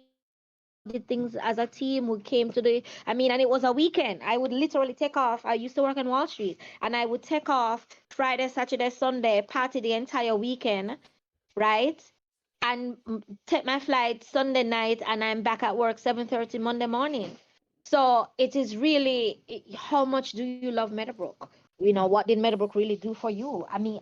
You can't force them, but I encourage every single person. And there are times when we have events and we ask everybody to buy a table. So if I buy a table and I invite 10 people from my family and friends, that's 10 times $100 or $150 for the tickets. You understand what I'm saying? So yeah. it's really up to each individual saying, I want to give. I don't have a lot, I may not be a millionaire like some of our colleagues, but guess what? I can give $1. I can give a computer, or I can give towards a computer. You understand what I'm saying? Yeah, So man, yeah. I have two ideas upon that, but I want to hear from the rest of them. Two yeah, ideas. we tried. We even have a free event. We have the free event where we say, okay, you've given to us. We appreciate it. Come to the free barbecue in New York. They just had it. My flight didn't go on time, but my daughter was there. Yeah, yeah, Right? yeah, yeah, You yeah. know, and you can get to go with your family. So, as we've all discussed, it's not even just the family that we created when we were going there. Our families know that don't even know. My daughter is 12, and she doesn't have the friends. And when she went to that event, when she called me, she said, Mommy, I said, yes, all these people were my friends when we were in school. Mm-hmm. And you see how we're still friends, because they don't know that here. They don't have that there. Mm-hmm. You know, they go to school here, but they don't have friends. So for her seeing that, it is just That like different thing magic. completely. Yeah, yeah, It's a yeah, different cup of tea. So yeah, yeah. I honestly think it's really word of mouth. Just continue doing what we're doing and hoping that, as Napier said, advertise, advertise, advertise, advertise. It's a You good know, start. It's a good start. And we're For having the me, conversation, But yeah, but yeah, for yeah. me, advertising, yes, but the thing is, you don't have to go to an event to support. You don't have to physically be there, but to actually give back, donate. And that's one of the things that I try to tell a lot of people that don't get to go to the events that they have, be it in New York, be it in Canada or whatever. And to be honest with you, I'm guilty of that because I'll go to the event, and that's my way of giving back. And even when I'm not there, if I'm not there, I still don't give. So I'm trying to, what you asked is what I'm going to start doing now, is encourage other people to basically say, listen, even if you don't come to the event, at least give something, like that, $1, a $5, $10, anything, every little bit counts. You know what I'm saying? So yeah. No much. So Debbie, you have any thoughts on that? I do actually. So, so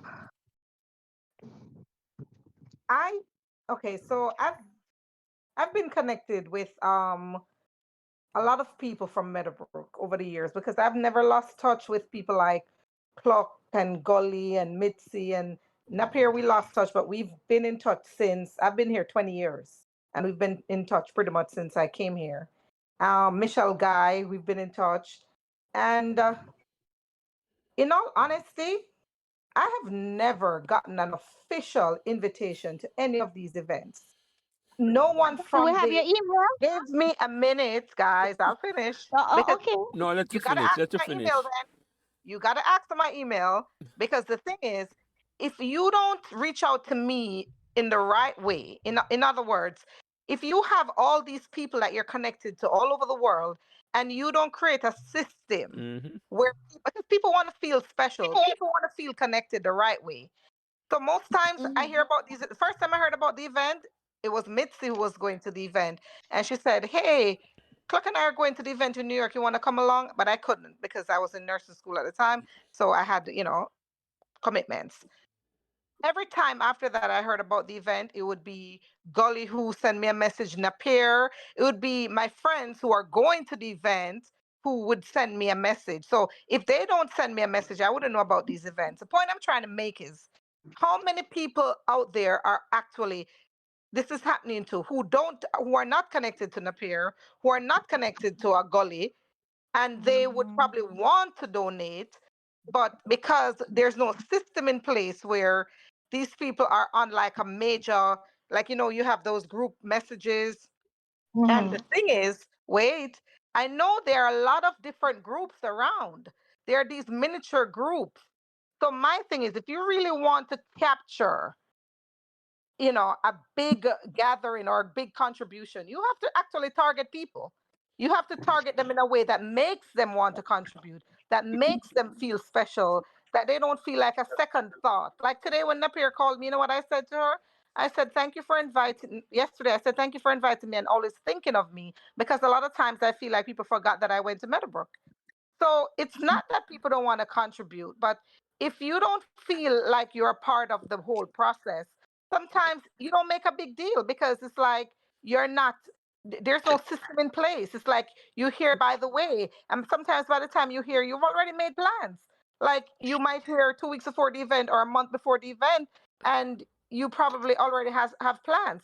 Point I'm trying to make is you have to, I've worked in marketing. I used to be a part of the Jamaica Lottery marketing team.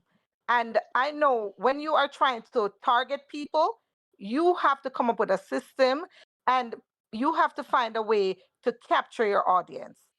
So my thing is, if you really want people to contribute, you have to reach out to people the right way. So You have to have a system in place. I'm with you, Debbie. I am with you. Can I interrupt for a minute? Yeah, go ahead, Margaret. Debbie.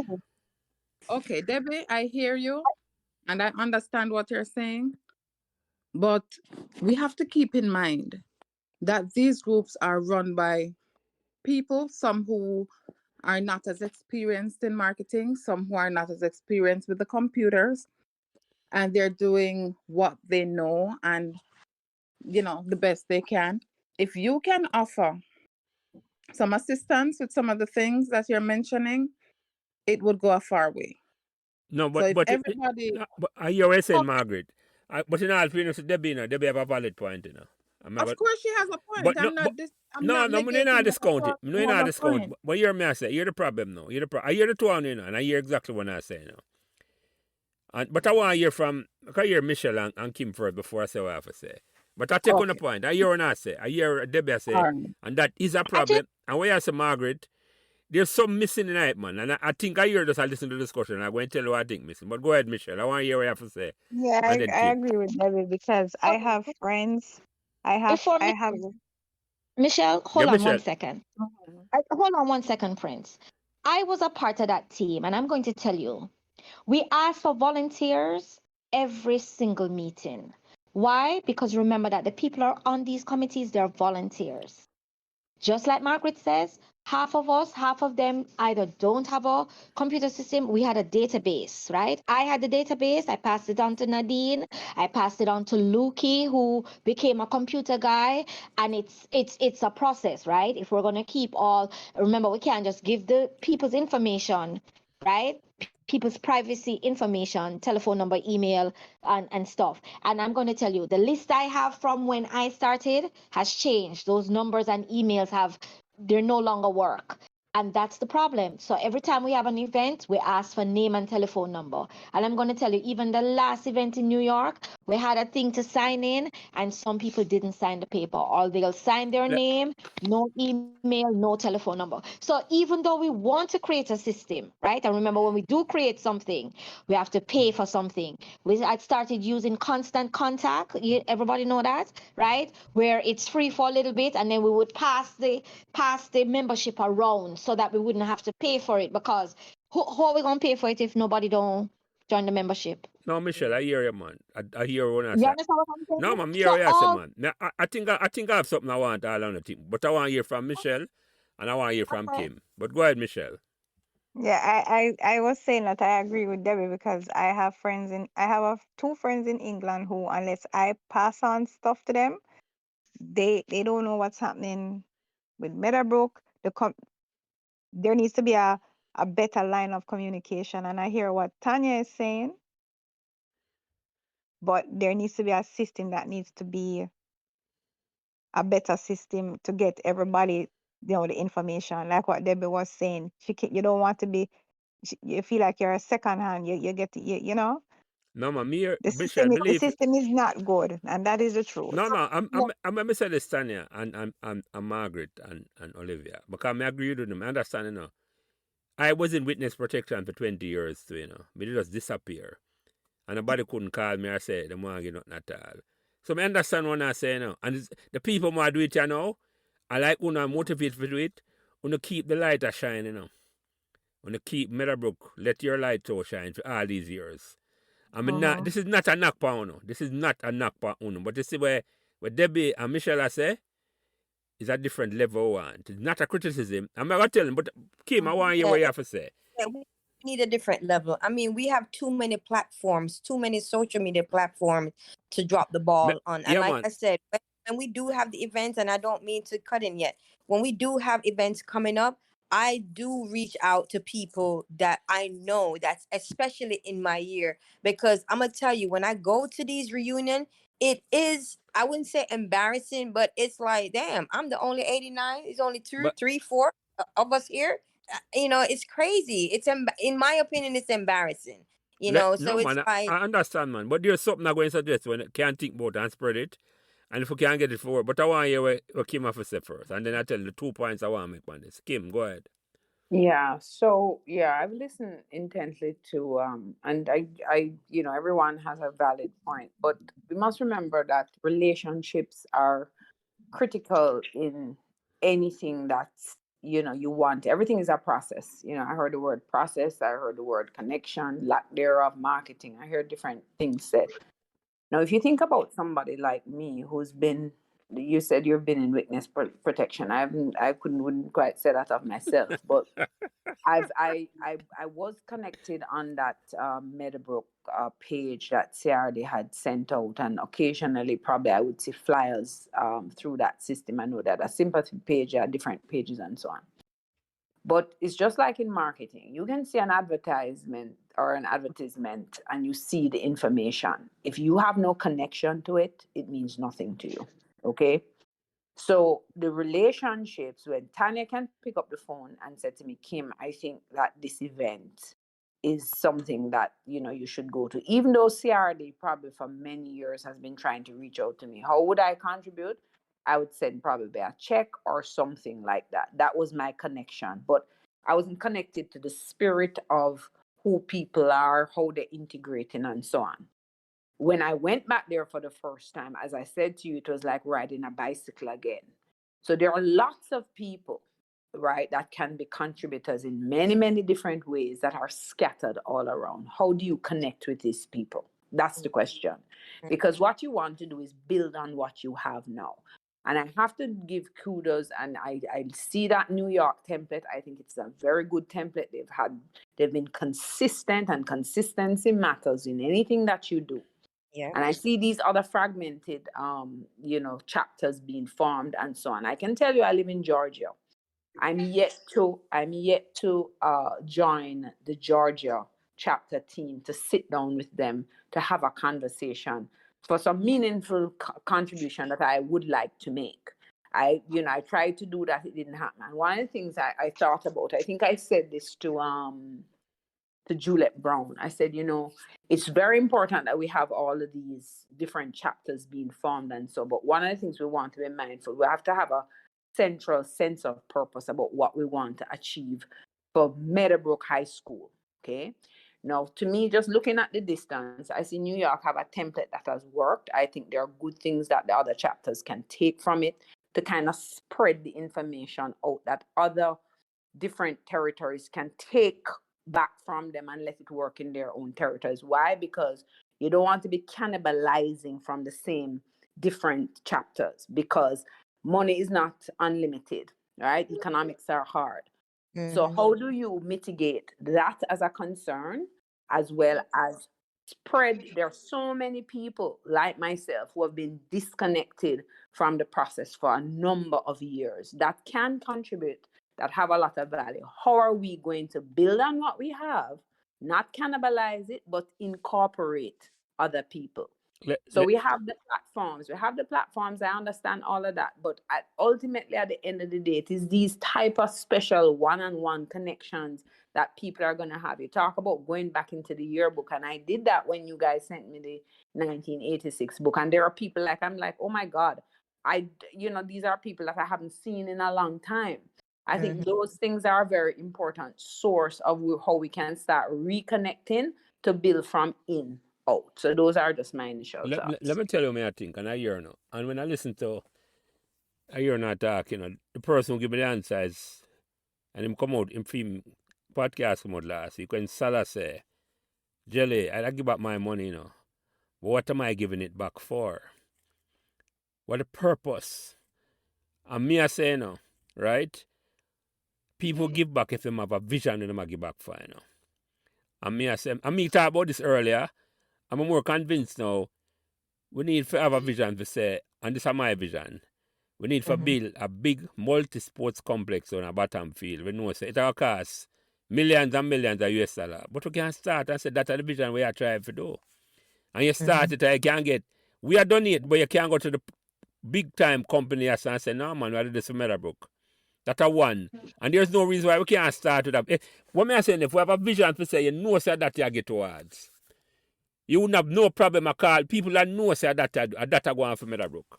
The next, you see me I said to you, that's the first thing, If we can get that in place where we tie, whatever we need to get that in place, we know so we can start. And it's not the short-term thing I talk about, I don't know long-term thing I will take, but if you know, say, ultimately, other school can do it, but that's why we can do it. Why we can build a big multi-sports complex. And next one, and this one I can start them tomorrow, easy. You say people want to give back. And this, again, every time I talk about something, I hear from money, of other people. Salome Rose, she went down last year and she said she go home and she took a little girl, a little boy from the school and she have him run her, travel up and down the whole, like she spend a day with him. And out of that, I said to myself, but then why is it that we can't have a program in place right now at Meadowbrook where if somebody want to go back to the school, vet and properly organized.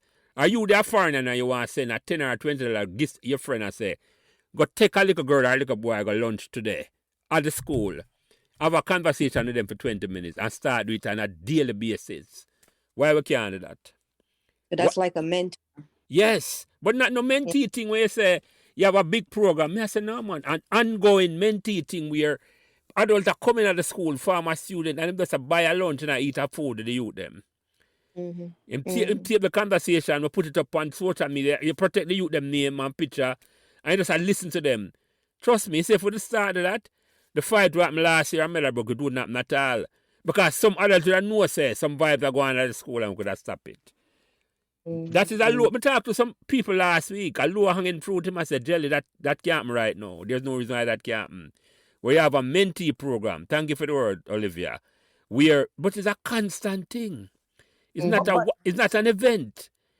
It's a system. So, Prince, How do you get people to buy into the how do you get people to actually buy in? That's the thing. No. Because we all have great ideas, but how do you get people to buy in? My thing is, you have so many Meadowbrook people who they're on social media, but they're not connected. Nobody reaches out to them. They don't get an email every year. They don't get invited.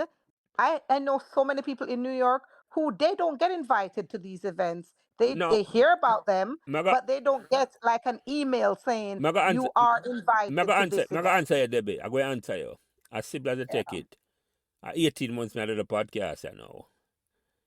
I just found out about it. I'm going to just start. I want to start and consistently I do it. Eventually, the momentum will build up, man. It now what overnight, Debbie. But you see, me have a vision and I say, well, it's never as big as this, I know. I just think somebody got to talk to my friend and play cricket and football.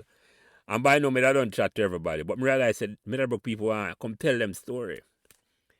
It's have to be consistent. And why may I say like the mentee program, you know, that's something we can consistently. It got, believe me, it's not going to change you at the school, you know. It's going to change you. The person, your friend will go to school. That's true. The friend will... Yeah, go ahead. When I was younger, I was part of a group called the Rotaract, which is the youth arm of the Rotary Club, which is basically what we did. We went into these basic school and primary schools. We motivated the kids. We did little, programs where we would paint the schools, would do fundraising for computers, and we would mentor these kids and even singles. Remember Singles Scheme?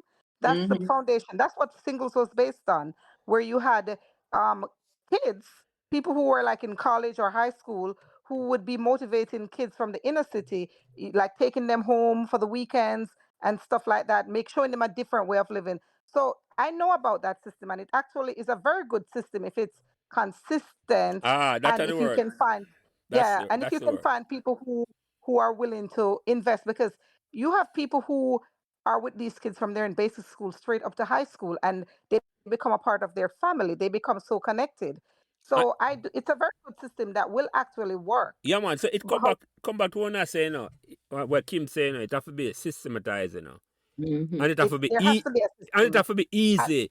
And by that I mean, I'm going to use another analogy, the Canada chapter guy, when name Swaby, Wayne talk about, Wayne Swaby. Yeah, Wayne was on this program, and Wayne say him go up on a field trip, and film podcast I come out it, and him say him go up on a field trip, and he missed the bus. And he went up, he take public bus now for go watch it. They were going to Green Grotto Cave, right? And him take a bus go watch it, and him go watch it now, and him ask the man how far Green Grotto there. And waiting, anywhere you're going to Jamaica, he ask how far, what am I going to tell you, say? Down the road. Exactly. That is how I feel like, say, when you talk, Debbie, you want to find out something about Meadowbrook, somebody going to tell you, say, around the corner. Around the road. You want that thing when you say, you call and say, no man, go click on that and it carry go straight to where you want. I ask a question to when me have what's your name, the road scholar named Margaret, Karen Wright on. Karen to the name? Yes. No, Andrea. Andrea Wright. I may ask a question on that program enough. Anyway, I have $1 million now. And you want to give to the school. Who now give to? And $1 million US me attack. Good money. And that's the thing. You have people out there who want to contribute. Of course, I know that, Debbie. That's the point. Exactly. No link. Exactly my point. Exactly my point. I have a question here. Can I add something? So, Hold on, Tanya. I'm Mira Margaret. I say, hold on. Okay, so that is a very valid point, as I said before. But who is willing to take on the work Manage. Yes. to manage something like that? Is it the school that is supposed to do it? No, it can't be the school, Margaret. The You need alumni association, as Tania said before, the people who are working have been working for decades Volunteer, and then with when very little No, help, no. and they ask, they beg, But and it's the same people. The board people people. No, decide, no. I do not want to be the president anymore. I do. No, I've been doing it for 10 years. I've been doing it for 15 years. And to be honest, you know, all the suggestions that you all just said, they're all perfect and great suggestions. One of the things, and CRD will tell you, that I've always said, I don't mind going to Jamaica to pick up a kid and take him to lunch. But what about all the Meadowbrookans that live right there in Jamaica? because Okay. That is Tanya. also a part of the Jamaican past student association. And Okay, so and, Tanya, and there because are times, I'm going to tell you, Prince, there are times when at first we used to send the check down, and because somebody here couldn't go to deliver it, and then people would pass it on and not give us the because the credit system that we did it. come back to the system, Tanya. Come back to the system when places don't exist. And for answer a question, Margaret, but who are gonna do it? I agree Yeah. now. What we are thinking about and the idea we are thinking about, it cannot be a voluntary thing. It have to be professionalized where we literally have to decide, say we have to go pay and organize it. We put up a structure in place and you got to pay this person, a professional person. We're in charge, we said, him responsible for fundraising and him going to run it. And him accountable to the whole student that whatever body we set up. It can't be voluntary if we want to take it to a level where we want to build a stadium on a bottom field. It can't be. It have to Friends, yeah.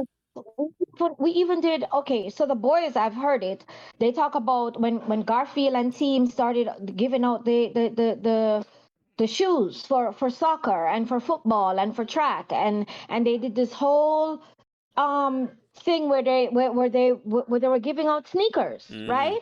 Mm-hmm. Is that still going? I mean, we cannot run everything from one chapter. So Okay, if so everybody's going to do it, then everybody got to get on board. And if we want to make it professional, then we have to have somebody paying for it, because we can't have the same 20 or 50 people paying No, for it. I agree with it. I agree with it, Tanya. Debbie, I agree Tanya with it. and Debbie, sir. Margaret, with all due respect, my comment was not to say you guys have not done a good job over the years. That was not my comment. The question was asked how we can Get connect more with people. Yeah. or get more people involved. Thank you, And Debbie. I'm Thank saying, you. based on my experience, that would have been my suggestion, that there has to be a system in place System, where yeah. you can reach people. Hold If on, you want people to be involved, you got to reach them. Tanya, let me You say gotta this. reach them. Though it's not a criticism of the existing thing. I'm gonna tell you what. I'm gonna tell you how I look upon it. I understand. Let me tell you how I look upon it. It's like I know this. All I know, we got good school, so we know the story about the boy and the dike at Alan. When keep him finger in the hole to prevent the country from flooded over. All of them alum association have been plugging the dike for years. We need to build a proper dam. That's all me say. It's not a criticism about the people who hold the dike. I just understand. So I have to take to another. And nothing. Just like you say, Debbie. 18 months, I do them conversation, I never wait for people coming. Bless them, I go talk and go and do what I have to do. If you don't come, you don't come. You follow me, I said to you? Everything's... I feel like Napier, like when she, like Debbie, when Napier called me yesterday and said, okay, we select a date, I was like, yeah, but give me some time, right? But I'm just happy that she called. And guess what? I didn't make it bother me that she just called me. I never feel like I got left out. Remember when I started, I said, oh, come on, you're doing all the guys. What about the girls? Right? No, man, that was a conscious thing from early. So, but believe you me, yeah, go ahead. Because I don't want to dwell upon this too much, because this is a serious topic. And I don't let those things. So I get it. Sometimes our feelings get hurt, but I just feel like No, it's not hurt. Let me explain. I'm going to give you an example, because I think examples connect with people more. For instance, say I'm having a birthday party. I invited Kim, Napier, and you, but I didn't invite Margaret. And you said to Margaret, Debbie's having a party. You want to go? And it's like an invitation party. She's probably going to say, no, I'm not going to go because I wasn't invited. Exactly. Hold on. Enough to go so far now. Let me give you a better example. Hold on. I bet the best example I right in front of where you know. Yeah, so that's what she's The saying, the that she the wasn't invited. the She wasn't podcast. first Una ask, invited. una ask the question, only not upon it. And me I say, why you not call me? And me I say, me can't reach out to everybody. And me one, and me just go, but today I know. Eventually, Exactly. but there I say no, and a 500 upon it tonight. And I love that, And all on a And that's passion for the school, and more people are gonna hear it. And that's yeah, go So ahead. what I'm saying, and this is not really specific to me. What I'm saying, there's a lot of people out there who I know they live in like in the New York area. Like, not everybody is going to be able to afford to go to a reunion, No, but maybe I you can even come want, with, I even want to go there, be. yeah, but maybe you guys can come with a system where you can't come to a reunion, but you can make a yearly contribution Exactly. around the reunion time. But you got to connect with these people in order for that to A happen. constant system in place, man. That no A exist now. constant system, constant updates Yeah, as to man, what's going yeah, on. man. That don't exist now, man. Like a chapter, the minutes from your meetings, the projects that you're working on, and like, so people are, so it's an email or like a WhatsApp group or whatever that can be done where you connect with a lot of people, and these people can get constant updates and they can feel connected, because it's like people don't want to hear from someone, oh my, they're having a reunion, they don't feel the need to go because it's like there's no connection, as Kim says, relationships, Well, there's no relationship. let me say this soon. I'm never use a podcast as an example. When we just start, me reach out to some of my friend them, my friend them, like when I reach out to a friend, I say, come chat on the podcast. And some of them were hesitant, them never come on till long afterwards. Some of them just say yes right away. So everybody come at them own pace, But what the difference for me though? Me never stop. Me not take it personal if say a man no want come. Me reach out back to him next week, next year. I'm constantly reach out to me, just reach a certain stage where people are reach out back to me. So it don't take it personal. I'm have to make sure I say that, because me say, and Kim, I hope you never take it personal. So me actually was in witness protection. That's a term of phrase I use, right? So, No. I'm just no. no, right. But I hear you guys talking, right? And of course there's no silver bullet. No, right. Answer, okay, and we have to understand that. But just coming in and I make my comments very cautionary because I haven't been in the system as long as people who have really served and given yeoman service to the institution. And so, you want to applaud them for what they've done. Right. But just like anything else, things evolve. Prior to COVID, the world was, how the world was. And things have evolved now, right? But we have to have a central unifying vision of what it is that we want. The vision and it have to unify. Exactly. Yes, it has to. And it don't exist now, Kim. That's the point. That's exactly the point. Right. So where we go from here, we're not going to solve that in this conversation, but we've started and initiated this conversation. And as many people that will hear this podcast, you'll have different people having different thought patterns and different levels of contribution that can help this to grow even more. So, we have all of these different, I don't know how many different chapters that we have, but the first thing that I saw was like, okay, we have this chapter. What is the unifying thing where everybody's working towards one core the big vision, exactly. Right. So of course, people may have different things that they want to do at the micro level. That is perfectly okay, right? Yeah. But as I said, just looking at it and looking at the consistency that New York has had, there are things that can be learned from what they've done. Take the positives from what they've done and then build on that. But I like you have to reach people at the point where they get that warm and fuzzy feeling. Yeah, so you have to reach people where they are, children, exactly. Mentoring children is always a good thing. How you mentor it, how long you're gonna do it for, how consistent they can be a subset of your overall vision. Because you're talking about building a big sports is a unifying thing. Anywhere in the world, sports unifies people, right? Exactly. Maybe it's not going to be a multi-statement. I don't know. Maybe somebody else has another thought about it. Maybe still around sports. Exactly. But how can we at this stage through the podcast bring all of these thinking minds together? And you're not going to take every suggestion because you can't. Because everybody have a different opinion about things, right? But how can we use the things that will unify and we have some collective mindset about what we want to achieve. So I think this is really this podcast, and kudos to you, okay, for continuing it and just kind of just having the vision for what it can become, and just even allowing us the space to be able to talk. And I'm just so positive about what if we have to now share this with as many people, so that you're creating the listening. And that is how it's just different. It's just steps, one step at a time. Yep. That's going to bring people together in different things, subsets of a bigger vision, right? Exactly. Anyway, believe it or not, we're there to talk for 2 hours, but as I said, there's no limit. But may I ask you some fun question? And I'm going to start with you first, Michelle. What the most embarrassing moment you can remember? You can look back on my Meadowbrook with a smile. Mm-hmm. Michelle, you're on mute. Sorry. I was listening to you guys. I missed it.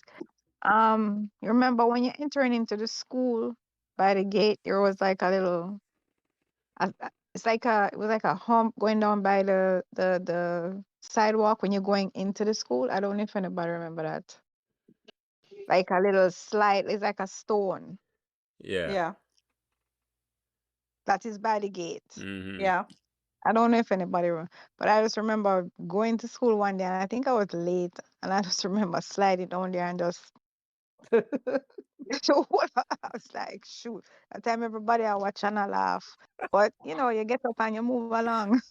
You didn't have a wardrobe malfunction.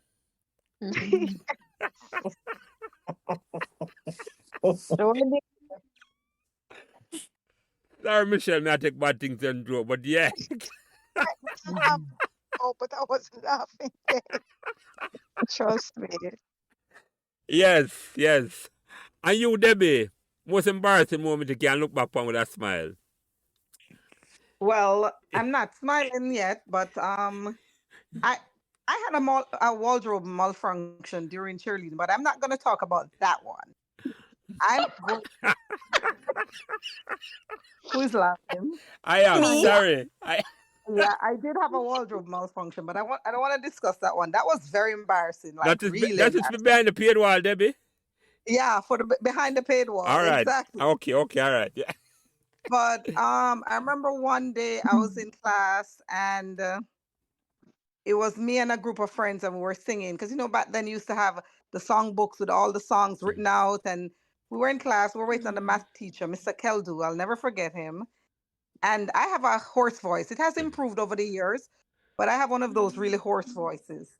So he came in class and he was like, he found us, our backs were turned and we were singing. So he got really angry because, we should have been prepared for class. And then he was like, what are you guys doing? And then everyone went and sat down, including me. And he's like, and you, Miss Mclean, singing and you can't even sing. So of course I was very embarrassed. And the entire class started laughing because of course I have a hoarse voice. Now, if you know anything about me, I'm very quiet, but I'm also like, I have a bark. So I was like, he said, look at you, you can't even sing. Look at you, you're singing and you can't even sing. And I'm like, look at you, you're teaching and you can't even teach. Oh my I went straight to the principal's office, but I was very embarrassed because the entire class started laughing because, of course, I really can't sing. So that was very embarrassing. But then looking back, I mean, I find it hilarious because you can laugh about it, yeah. Exactly. But then I was really, really embarrassed to the point where I walked out of the principal office quite okay, because she pretty much told me he should not have done that. Because I told her, I use my voice, and I'm like, I have a hoarse voice and I've always been insecure about it. So she was like, okay, you're right. But next time you can't speak. How was the principal, like Debbie? It was Miss, what's her name? Morris? Miss Morris. Oh, Dr. Morris. Yeah, she taught me there. Yeah, I know exactly. I know her. Yeah. No, she was a fair person. I'm not surprised that she did that. Yeah, she was a fair-minded person. And you, Tania, what's the most embarrassing moment you can remember? You look back on with a smile. Oh, I have a couple now, but I'm going to give you two. So Miss Douglas, the English teacher, she always have us reading stuff, and then she wants you to tell what is your idea. So of course, when I give my idea, she was like, she don't know which passage I'm reading, but not. So of course, people started laughing, and I was very hurt about it, you know. So over the years, I've always been very, how should I say, careful when I ask. And it's so funny now that I'm teaching, when I do ask kids to tell me what's going on in the passage, when they tell me something that's far off, I say, okay, let's underline where you found that, you know? And because I am so, I still remember it like it was yesterday, how, you know, I think my feelings was hurt. The kids were laughing. And it's like, at one point I was like, I don't think I understand anything that she's teaching me because of just that one comment, you know? And I was very embarrassed about it. And then the other thing I'm going to say is, I remember we were playing as kids, and it wasn't first form, it was maybe third form or something. And we were all running. I think we are running after Gerald and some other kids. Anyway, I dashed up the stairs. You know where the science lab is upstairs? There are these double doors. But I dashed up the stairs and right behind Gerald, but he had flung the door back. So I ran right into the door and cracked my forehead. Kim, I Oh don't know if you wow. remember. And there was blood everywhere. Oh wow. So, of course, you go to the principal, you go to the nurse, and, you know, first of all, I've got to tell them why I'm running after some boy. And of course, they make all this comment about me running after, and it was just Gerald. I mean, Gerald is our friend, right? And to this day, I have this mark on my forehead that Gerald gave me because of the door. But it's funny, you know, it has shaped me in such a way that when my daughter tells me, oh, she bumped her head or she whatever, I'm like, yeah, it's a part of growing up. It's a part of growing up. You know, but a boy, especially you drop, you cut your knee. It's a part of growing up. Get up, brush, let's move on. Brush You know. yourself and move on, yeah. So, Yeah, and you know, so it was embarrassing then, but you know, I laugh about it now because you know it was hilarious. I mean, when I said blood everywhere, there was blood everywhere. And they were laughing, like all the boys were laughing, all the girls were laughing. I think people were laughing more than they thought how serious it oh, was danger, right? that I With the whole heap of push blood, on, blood place. Yeah, yeah, yeah, you yeah, know.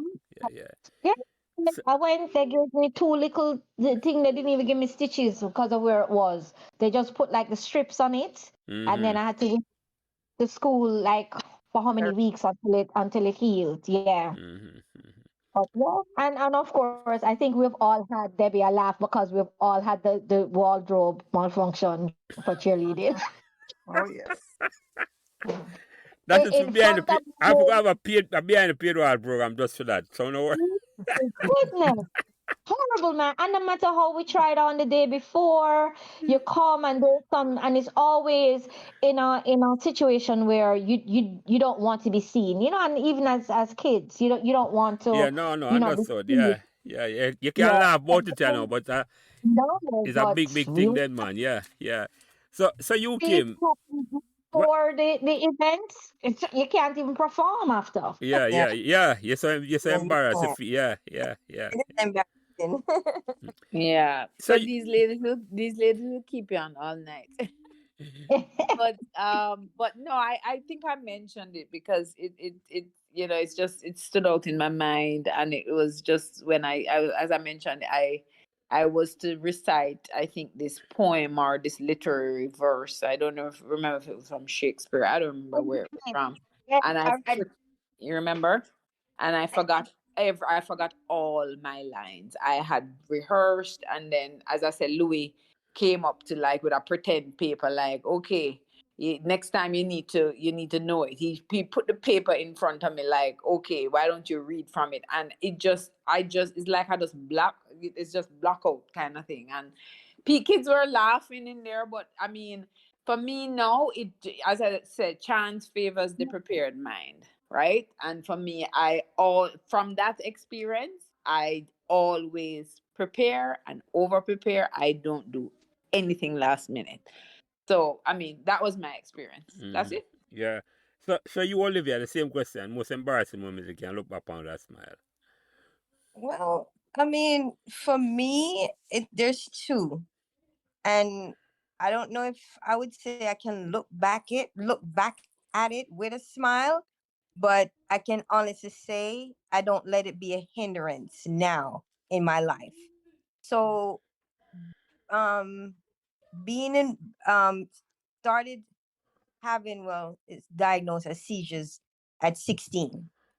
And I remember we were in assembly outside, I was and standing beside you.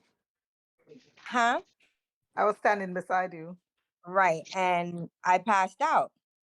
And I I don't know if they laughed or whatever, but for me, it was embarrassing because that happened to me amongst my peers.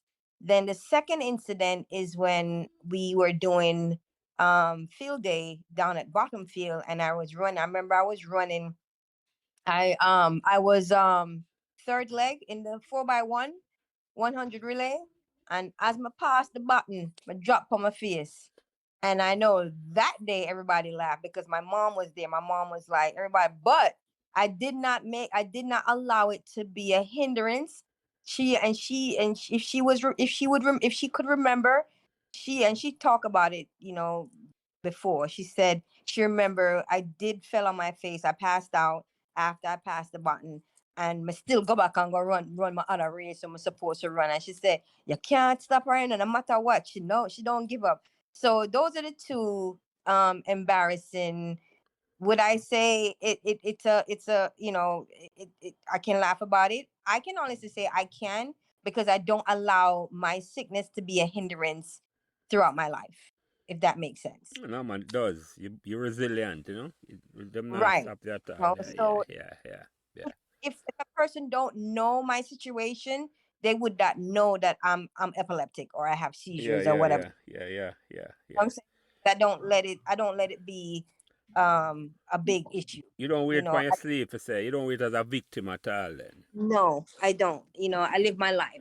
So those are the two, embarrassing situations at Meadowbrook for me. All right. Let me ask you another fun question. When we enjoy this one, and I'm going to start with you first, Olivia. When you talk about the fete and the barbecue, and we have a heap of that one, Meadowbrook too. Which songs stand out for you? Which songs you remember when you think about Meadowbrook? What the song? What lick? God, Jesus Christ.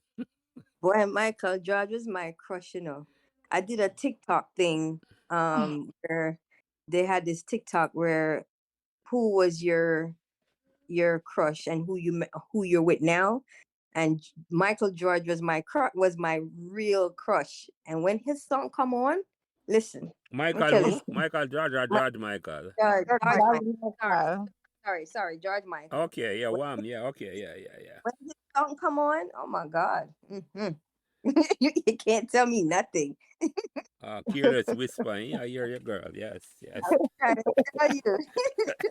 Oh my God. Yeah, man, I know the song. And you, Tanya, any special song that you think about it, bring it back a Meadowbrook? Tanya? Oh, go on, yes. You there? Tanya, you're not She hearing you at all. she's there because she's talking, but she's talking to someone else. Maybe she's up on the phone or something. All right, Debbie, you take the question there, and we'll come back to Tanya. Debbie, which song So, you remember what stand out to you? well, the song that stands out for me is New Edition, Cool It Now. Remember that song when I was in Yes, first? yes. Oh my God, we used to dance to that song, sing that song. We were in love with the New Edition boys. I mean, we were just like head over heels. So I know that, like right now, if that song were to play, I know every single line. Yeah, so that would be it for me. I hear you. And you, Kim, which song stand out for you? Well, you know what? And don't even ask me who the singer was, but me, Tanya Palmer, and Marsha performed You turned me inside out and you showed me at the Meadowbrook barbecue at, was it Ronnie Williams Center? Mm-hmm. Yeah. I remember that song. I remember preparing for it, but I don't know if anybody remembers. And I was not allowed to go to much fets. Okay, like my mother, the fet starts whatever time. My mother gave me 1 hour and she came for me, and I was out. So I never enjoyed that. But there was, when I used to walk home. I want to mention this because I want to know who remember the first introduction to dancehall music was Yeah. when we were walking home. There used to be a bus when they used to have a coaster Oh, bus yeah. named Prince Machiavelli bus, Yes. right? Yes. And these kids were like stuck from because them used to play dance hall, and then the kids them Remember, sit some people down had to and wear lap. Yeah, white white bus dresses. with burgundy or something like that. Yeah, But but some when we girls used, had to wear white because they yeah, were but dancing on the bus. yes, and then it was a big thing because you weren't supposed to be dancing on the bus. But I remember we used to try to time the bus when the bus passed in to just listen to the music when we were That's walking true. home. I remember. So I wanted to just give big up to Prince Machiavelli bus because I don't know if anybody would remember that, but I remember that. Yeah. Wow. Uh-huh. Yes. Right beside Meadowbrook United. It used to run by Meadowbrook United Yep. and turn the corner. Yes. No, man, I know the bus well, man. 'Cause I have a minibus on the road, to us. I know the bus well, yes. Okay. Yeah. And you, Michelle, which song stand out for you? Me? Yeah. Remember the one? And Miss Lenting and that one. Dancer was me all the way. Every time. You love the dancehall thing. Yes. Love the reggae. Love it, love it, love it, love it. Yeah, man. That rhythm that it bad, man. That is the Mother. sling thing rhythm them call that. Yes. Yeah. Sly and Robbie. Yeah. Yeah. Yeah. Tanya is back or she's still busy? So I can't remember the group, but I remember at the fets we used to sing, we used to whatever. Them all call me one style, come used to have one hairstyle all the time. But I think one of the classic things, and I said it to Napier earlier, the fets. So my dad is a pastor, and the fets was always no. We cannot go, okay? But how is it I'm going to go to a high school like Meadowbrook and they're having a fet and I am not allowed to go? So my grandmother would make our outfits because she's a seamstress and she would hide it.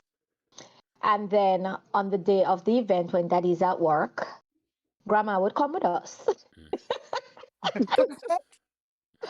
So all my friends at Meadowbrook knew my grandmother, right? And because Kim, remember, she used to sit outside on the chair.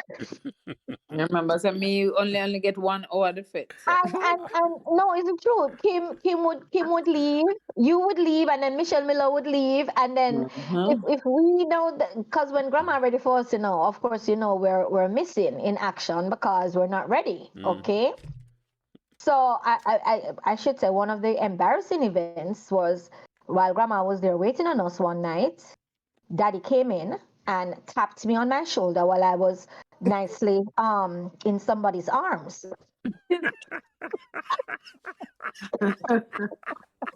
So grandma Wow. in the doghouse and we in the doghouse. I don't know how I've never slapped my ass right there on the fed floor, but yes, I do remember those days. And it's so funny. I'm laughing about it now. What I was telling Napier earlier is that couple years ago there was an event, a reunion, and this young lady walked up to me and she remembered my name and she remembered everything. I could not place the child, and all she said to me was, "How is your grandma? I remember she used to come to all the fets," and I was just on the floor laughing. Okay, so it's definitely somebody that know me and know my grandmother. Okay. Oh yes. So Yeah. Let me ask you a couple more questions though, because believe it or not, one of the things I just throw over there at that, but when you come on them conversation, as I said, there's no limit. But I know say we have to kind of look for start winding down. But that's 2.5 hours. But yeah. So Michelle, you take that question here first and everybody can think about it while we're around the table. How it make you feel I bring up back all the Meadowbrook memories after all these years? good feeling. Good. It's good to go down memory lane, you know. So it's good to talk about it. Good to hear how how it was for other people when they were coming up, from Meadowbrook. Good to hear their stories. Bring back good memories. My best years was at back in those days, Meadowbrook High School. Like I wouldn't change it for the world. Wouldn't change it for nothing. And Best you, thing. Olivia, how it make you feel? I bring up back all the Meadowbrook memories there after all these years. It brings up a lot. I mean, let me tell you something. One of the things that I said earlier was the fact that I would, if I could go back, I would go back to Meadowbrook days. You know what I'm saying? I went to high school here, and there's no comparison. And funny enough, Meadowbrook has actually prepared me to deal with the kids here in high school. Even though, I remember when I first came here in '89 and I started high school here, one of the girls, one of the young lady at the school, she said, "Oh, you need to go back on your banana boat and go back where you come from." And I looked at her and I said, "Listen, when the white man take over them country, where you going to go? At least me have somewhere to go. Where you going to go?" And I remember saying that to her, not knowing, and I was 18 when I was like, that was the first thing that came out of my mouth. Like, you're an American. I'm a Jamaican. At least I have somewhere to go. But it does bring back good memories. Like, I would do it all over again. That I wouldn't do all over again.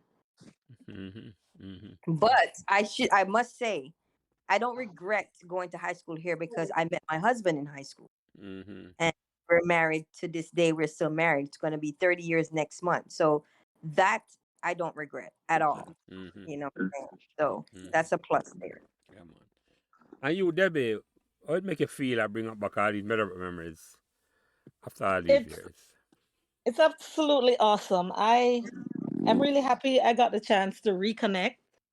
And listening to everyone, like it's not just what I'm saying here, but the things that are coming to mind. Like for instance, Kim doesn't know that. Like I admired her in school. She was always well put together. Exactly. And very, her hair was always well done. And I remember one day, Mitzi and I were on the bus with you. I don't think you remember this. And we didn't, I don't know if we had lost our money, if we had spent it. And we said to you, we don't have any money. And you gave us money for a bus fare. And you're like, don't let it happen again. You sound like a mother hen. Kim, I don't know if you remember that, but I'll never forget it because I was so embarrassed. And then Napier, I remember going to your mother's place to practice dance rehearsals because we're always doing dance stuff at school. Remember when we used to have those things in the auditorium? Yeah, and then there's so many memories, like So many just Yeah, it's a lot. like even when we changed shifts. Remember, there was one year that Meadowbrook actually did this thing where he had two shifts, and I think you and I were on the night shift, right, Napier? Yes. Yeah, Afternoon. Yeah. we're actually on the night shift, and I hated it. And then remember that time where they opened the classroom all the way to the back, like where the field is, and of course my classroom ended up around there. It was just a lot of It's a lot of good memories. yeah, Yeah. a lot of good memories. I'm here listening to everyone, and it's just connected. And I remember Tania, you were in everything. There's no way to miss you. Like you couldn't miss Listen, Tania. listen, She when was in Tanya, everything. when Tanya sent me, first of all, Tanya, when I call her and I said, listen, you need to send your bio to Prince. She said, no, I'm going to send it to you first. When this heifer sent me that damn bio, I was like, what the hell? I need to actually upgrade mine because yours is it's long. Yeah, It made me feel like I didn't do a darn thing in Meadowbrook when I was there for the 4 years that I was yeah. there. And then Michelle Guy, we would pass by your house, and I remember Mitzi and Carlene would always be arguing about which mango they wanted off your tree. Like the tree belonged to them. Like there was always an argument when we got to your house because they'd be like, "No, I saw it first," and "No, I want that first." And it was just, I was never a mango. Like weirdly enough, I was never into mangoes at the time. because I was never a big eater when I was younger, but they would always be arguing over mangoes. And then Kim mentioned group. We also had a group, me and my friends. It was called Lada Tea Tats. The Lada was, we changed our names.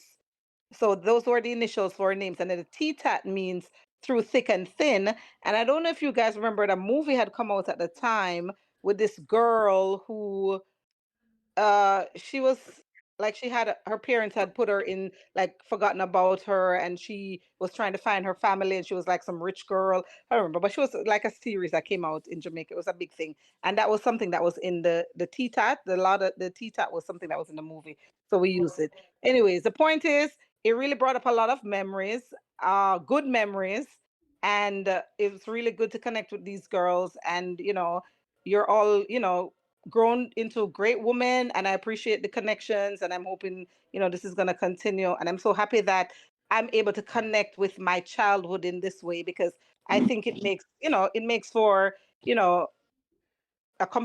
makes me feel complete. There's no gap because I still have these connections. So I really appreciate this. Yeah, thanks. And you, Kim, how it make you feel bringing up back all these Meadowbrook memories after all these years? Well, how great it was to be a child. It was, there are so many, when you think about it, it's just, life was just so full of possibilities. You didn't have any responsibility.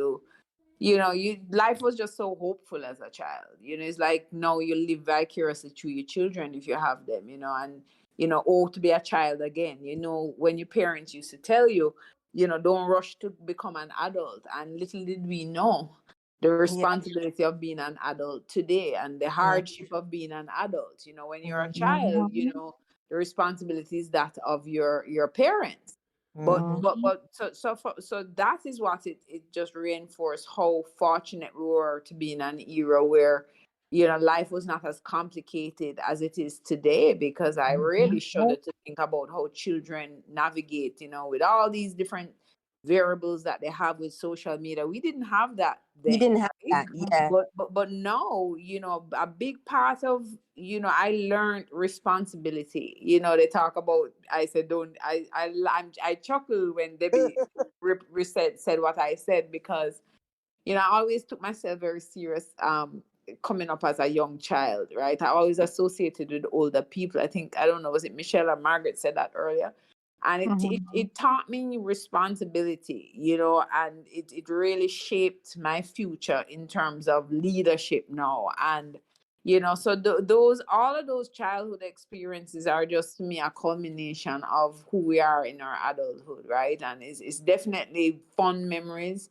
It's not something to even try to forget, because it's just like it's not, as you say, you go back to your childhood experience. It's just such a happy thought and a happy moment. So those are my thoughts. Yeah, man, thank Yo, you. Kim, listen, me try my best not to forget it, but boy, old age, I catch up. So you, Tanya, how it make you feel? I bring back all these Meadowbrook memories. Wow. Mixture of feelings. Because the emotions that are going right now is, just when Napier said it, I was driving and I jotted down some things, and what I sent her was my jottings, and just talking to Kim, and then other things came up, like other people, Garfield Ricketts, who is no longer with us, just different people that has been a part of our childhood that really, now that we're talking, it just comes up, stuff Debbie talks about, Napier and I talk. I mean, Napier lives in Orlando. I'm down here in Fort Lauderdale. And I remember, a short thing I'm going to share. When my cousin moved to Orlando, I didn't care that Lee didn't go to school in Jamaica. She was born here. I call up Napier and her husband. I said, listen, my cousin moving down there and she don't have nobody to talk to. Right? And Napier and her husband is now Leonie's friend. You know what I mean? And Leonie will tell you, I don't have nobody to talk to but Napier and her husband. And most of the time I don't get Napier, it's just Marco. So for me, it has been ongoing. But to have this conversation, I'm now sitting here saying, I need to write a book. I need to write down something a little bit more so that my daughter can read this later and say, wow, look at what my mom and her friends did. Because, it's like, if you weren't there to write it on the wall. Like you ask about the song, and I remember myself being on stage, but I can't even remember the song group. And I'm like, no man, I have to go figure it out. I can't sleep tonight unless I figure it out. So I'm going to sit down now and go through, okay, groups of the 90s, groups of the 80s, what were we doing? What were we saying? Just the different outfits, as Kim would say, some of the highlights that she spoke about, I remember vividly, like it was yesterday when they took our jacket, or when at the fets they had on their jackets. And Debbie's right, it's not just their group. I think because of Kim We and had a group. them having I thought we had a their group. group, then Napier, they had their groups, and there were Yeah, all these little go ahead. groups that they had. So at the fete, it they would see, because nobody wanted their jacket to be taken away, right? So when they have an event and you see them, when the guys had sports and we went and you saw the different groups, are like, oh, that's what that group is. Okay, let's see who is in that group. Yeah, So as yeah. a prefect walking around, when you say something to them, everybody have earrings on that they shouldn't have on. They say, "Oh, you're in that group, huh? Take it off." Before we one of the memory that I had too, and I'm gonna mention two young ladies when we did the Miss Meadowbrook.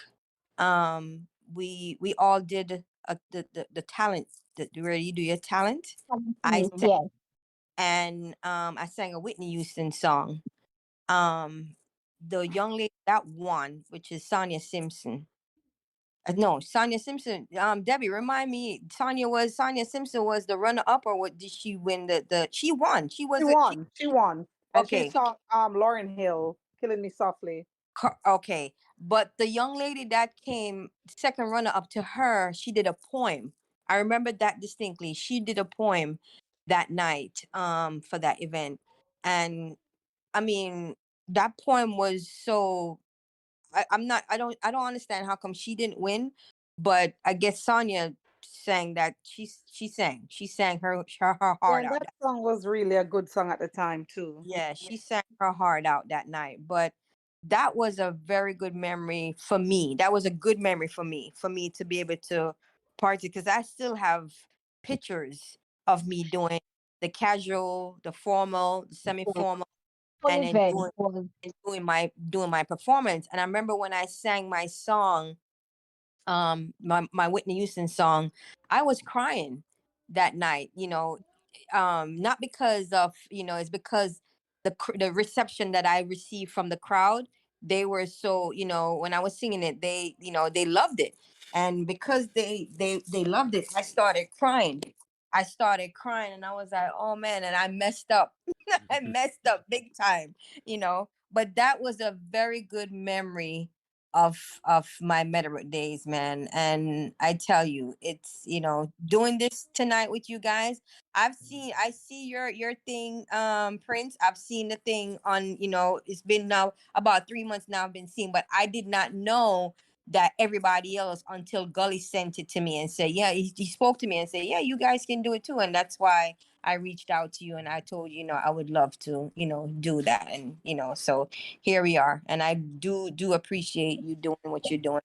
Keep doing what you're doing. Yeah, man, thank you. And I hope after this podcast go out that the girls them realize I want hear no more than the boys, because more girls in Meadowbrook than boys. So Yeah. that's just a given, That's just a given. But I have to ask you a question, Tanya. You did so many sports at Meadowbrook. 2 questions to that. Where you find time to do your work? And did you know Meadowbrook had a sports tradition when you came there? What was this? I mean, before I go Meadowbrook, Meadowbrook never win nothing at all until we started winning in the 80s. And you came to Meadowbrook. Were you aware of the tradition at the school when you came there? I was not. I was not aware of sports, the athletic part of it. And I want to say that the coach, and I don't know how, I don't remember his name, a tall, slim guy. What I liked about him he encouraged us, and it didn't matter where you came from or what you thought you could not do. You were doing it. You were doing it. And even as an adult, a lot of when my daughter was younger and I went to have her do track, the same things that I learned from coach is the same things I said to them. You're going to do this, you're going to do that. And if she didn't do what I asked her to do when we go to a track meet, she's not a part of the 1500. Oh, that's your warm up. It's the first race. Go ahead. Mommy, but I'm not in that. It's okay. I just signed you up. Go. Because that's what coach did. He didn't select here there's a relay team. Coach didn't do that. You came to practice, you ran. Oh, Napier, you're doing the last leg. Tate, you're doing the first leg. Fraiser, you're doing the second leg. It wasn't every time I'm doing this. It was whatever coach said. Whatever. And, Yeah, that is true. That is and true. because of that, Prince, to be honest, I'm still the same doing 50 million things. Kim will tell you, Napier will tell you. I go on vacation with my laptop. I'm at my girlfriend's house and I have 2 bags because I'm always, and when I'm not doing something, I'm going to tell you I don't feel myself. I have to be doing something. That wasn't. And I think I accredit that to Meadowbrook. You asked a question earlier about, just all of us. One of the things I'm going to add is that we did not have a cell phone. Maybe to the latter part, we started having beepers, but we didn't have a cell phone to capture every picture, to capture every event, to capture. But the memories that we captured, priceless. Yes. Priceless. The friends I have now, priceless. And I credit it to being at Meadowbrook. Even though I didn't pick Meadowbrook, Meadowbrook picked me. All right, That is true. let me go around because I want respectful all the time. I Saturday evening, I know I see me, but let me go around and ask a couple more questions. Well, one more question before the last question. This is not really a question. And I'm going to start with you first, Michelle. Is there any topic or anything what I could have bring up that I didn't bring up at all, that I could have asked you I didn't? And the floor is yours. Anything you want to talk about? At the moment I can't. No, at the moment I'll say nothing at the moment for me right now. And you, Kim, is there anything you think I left out of the conversation tonight that I could have bring up that I didn't bring up? The floor is yours. No, I think you covered the topics well. You engage who we are, and tribute to the school certainly who really shaped everyone. For me, I just want to acknowledge some of the teachers that as I look through the book, and it just brought back memories, about how the teachers, how critical and we talk about span and so, but there were some really great teachers. Great teachers, yes. Mr. Mr. McGregor, who was that guru, Miss Russell, she has passed along. Yeah, Melanie Russell. Yeah. I love Miss Russell. She was my hero.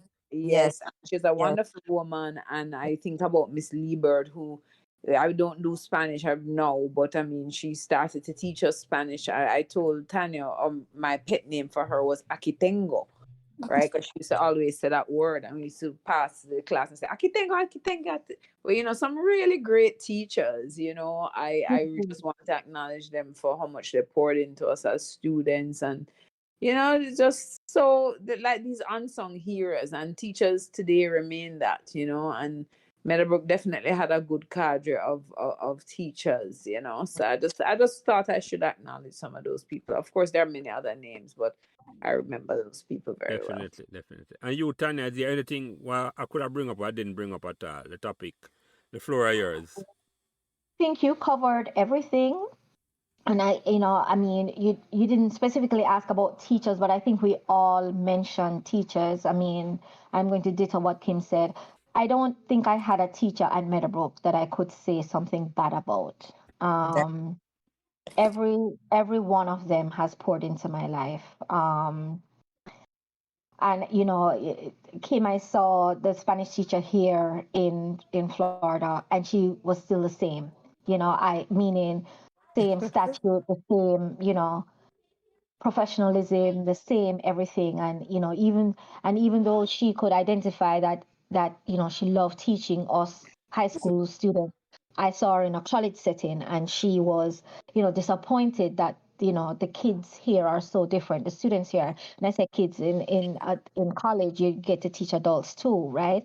And she even mentioned the discipline that she experienced back home in Jamaica is very different from here, so and me too, I'm now saying the same thing now that I've taught both. I didn't teach in Jamaica, but now that I've taught here and both college and elementary school, I realize Jamaica unmatched. I don't think we understand or appreciate what we had.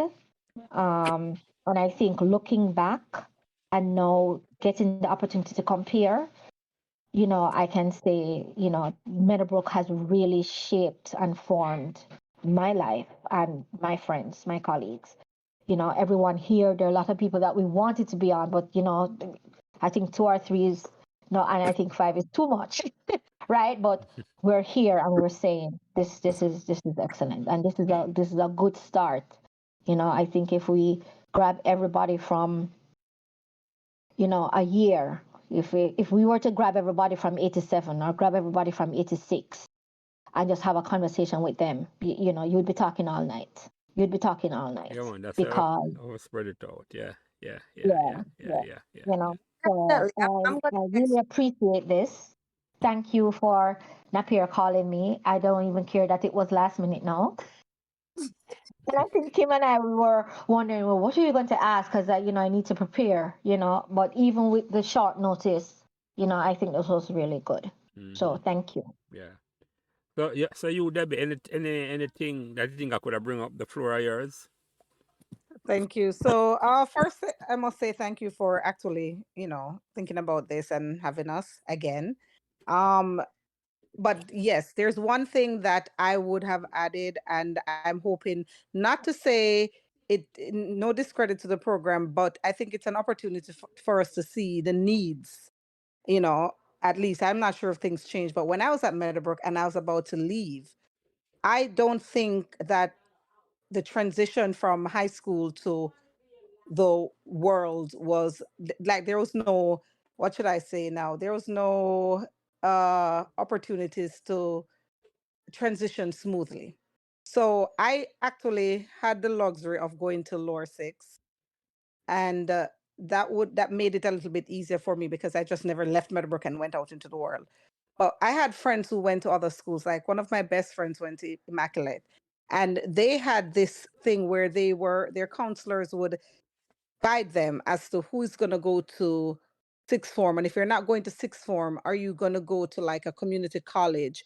Are you going to go to a technical school, or a trade school? Are you going to go into the work world? Do you want to do the SATs so you can go to college in the States? Like, we never had that at Meadowbrook. I don't know if you guys remember having those sessions, but we never had that. And I think we need to start looking at what Meadowbrook could have done better. And those could be opportunities for us as like past students to contribute back to the school, programs that can help students to transition into the world and let them know that passing your 60 or failing your 60s is not the end. There's opportunities out there for you, and I think other schools are doing it. I'm not sure what Meadowbrook is doing at this time, but I know when I was leaving high school, it was not there. I was And it was lost. a different time Yeah, too, that is to true. understand, right? But the career, I think a lot of schools in Jamaica have implemented what they call career day. When you have different organizations that come into the schools. I can't speak honestly about whether or not Meadowbrook has implemented that, but I think over the years, a lot more schools have adopted that because I know like Campion, I just went through some crazy stuff trying to get my godson into the Campion High School, and it's like lobbying for Congress, okay? Mhm. It's those, some of these schools like the Hillels and Campion and KC, they're very pivotal, and to your point, they're very pivotal in people's career development. where people go in and, you know, and even scout people. I know it happens at the sports level more because, of course, you can monetize sports Easier. almost right away with sprint and so on. Mm-hmm. It's probably Right. more, it's very focused at the sporting level. From the academic level, though, I think, you know, programs like, you know, like high school kids start working like at Grace Kennedy, some of those companies. It is happening. I don't know how it operates and functions in Meadowbrook itself. But, you know, as I say, you know, there's just so many things, so much value that we can add as past students, you know, based on some collective idea about how we can just, you know, really develop different things so the children can benefit from what we didn't benefit from. Right. That's exactly. So that's one of the questions that I would add to this program, because you're having a lot of past students come through and they know what they experience. And there's, I mean, everything can improve. So what was lacking in our time, I think, was that because I had to figure everything out on my own, you know, because I was clueless, you know, and I think that would have been a great help. You know, while I had friends who they were telling me, "Oh, my counselor said this, and you know, this opportunity is here. And, you know, if you do this, you could do that." I never knew that because nobody at Meadowbrook kind of guided us in that direction. That's So a good question, Debbie. I'm going to add Yeah, that that's question. very cool. Yeah, I like that Mm-hmm. question. That's a good question because you're right. I never got that either. I repeated fifth form when I take O level. I never have know what I'm gonna do. If I never have sports to play, I didn't know what to do. yeah. So I know exactly what I talk about. So Olivia, any question, anything you think we should have asked that I didn't ask? The floor is yours. Again, let me thank you for having us, all of us here tonight, and this long.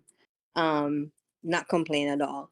I don't think you've actually touched on most of the stuff, but I agree with Debbie. They should, if they haven't, they should implement that where it at, because high school here, I have 3 kids that went through high school. My youngest son just graduated high school, and you know, being that he's doing weightlifting, his coach is kind of help him transitioning through what his next step is. You know what I'm saying? So not just in sports, but in academics. So they should implement that, like Dee said. And I agree with that. But for you, you have actually touched on majority of the stuff that we needed to touch on based on the fact that we're going down memory lane and our experience in Meadowbrook and all that stuff. So I appreciate that. Yeah, man, thank you. And Margaret, anything you think I could have asked that I didn't ask? Not really. The only thing I think you could add, and I'm gonna add it, is that you've posted over 70 podcasts already. So the ladies are missing out if they only listen to the one with Wow. Gully. So over 70 has been posted already. I did. If they want to go yes. back, some of Yeah, them I did. I are listened to hilarious. I'm gonna I listen to some of them.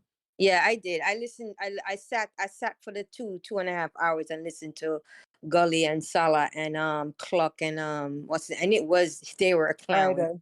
Ryder. You know, yeah, Ryder. I mean, they were clowns. You know, it was funny, and I enjoyed it. And I listened to 2 other young ladies. I'm not familiar with them because they're before us. I listened to those 2 ladies, and there was sisters. I think Prince had all 3 of them Yeah. together. I listened to them. The Wright all. sisters? No, the Right, yeah. Deer and No, sisters. The Deer and it's sisters. a Bear and Sisters. One I who think just that's come out this Saturday, yesterday. Yeah. Maybe that's what I, it is. I listen to them. So with that being said, I have been watching it for the past couple of months, but I didn't know that I was, you know, it was, you know, it was pertaining to, I knew it was Meta, but I didn't know we were allowed to come on the podcast. If I had known, I would have been done that. I would have came on this thing by myself. Well, let But me apologize to you, Napier. I can't believe I didn't reach out to you, because I've reached out to quite a few of the ladies. right. Mostly, I don't think I have your phone number though, but I reached out to a lot of people on Facebook. Most of them tell me no. But I Oh, don't stop. I still go back. I give it a couple of weeks and then I go back and try again. but Margaret, you have my number, right? I'm sorry? Do you have my number, Tanya? I think so, but I'm not Okay. 100%.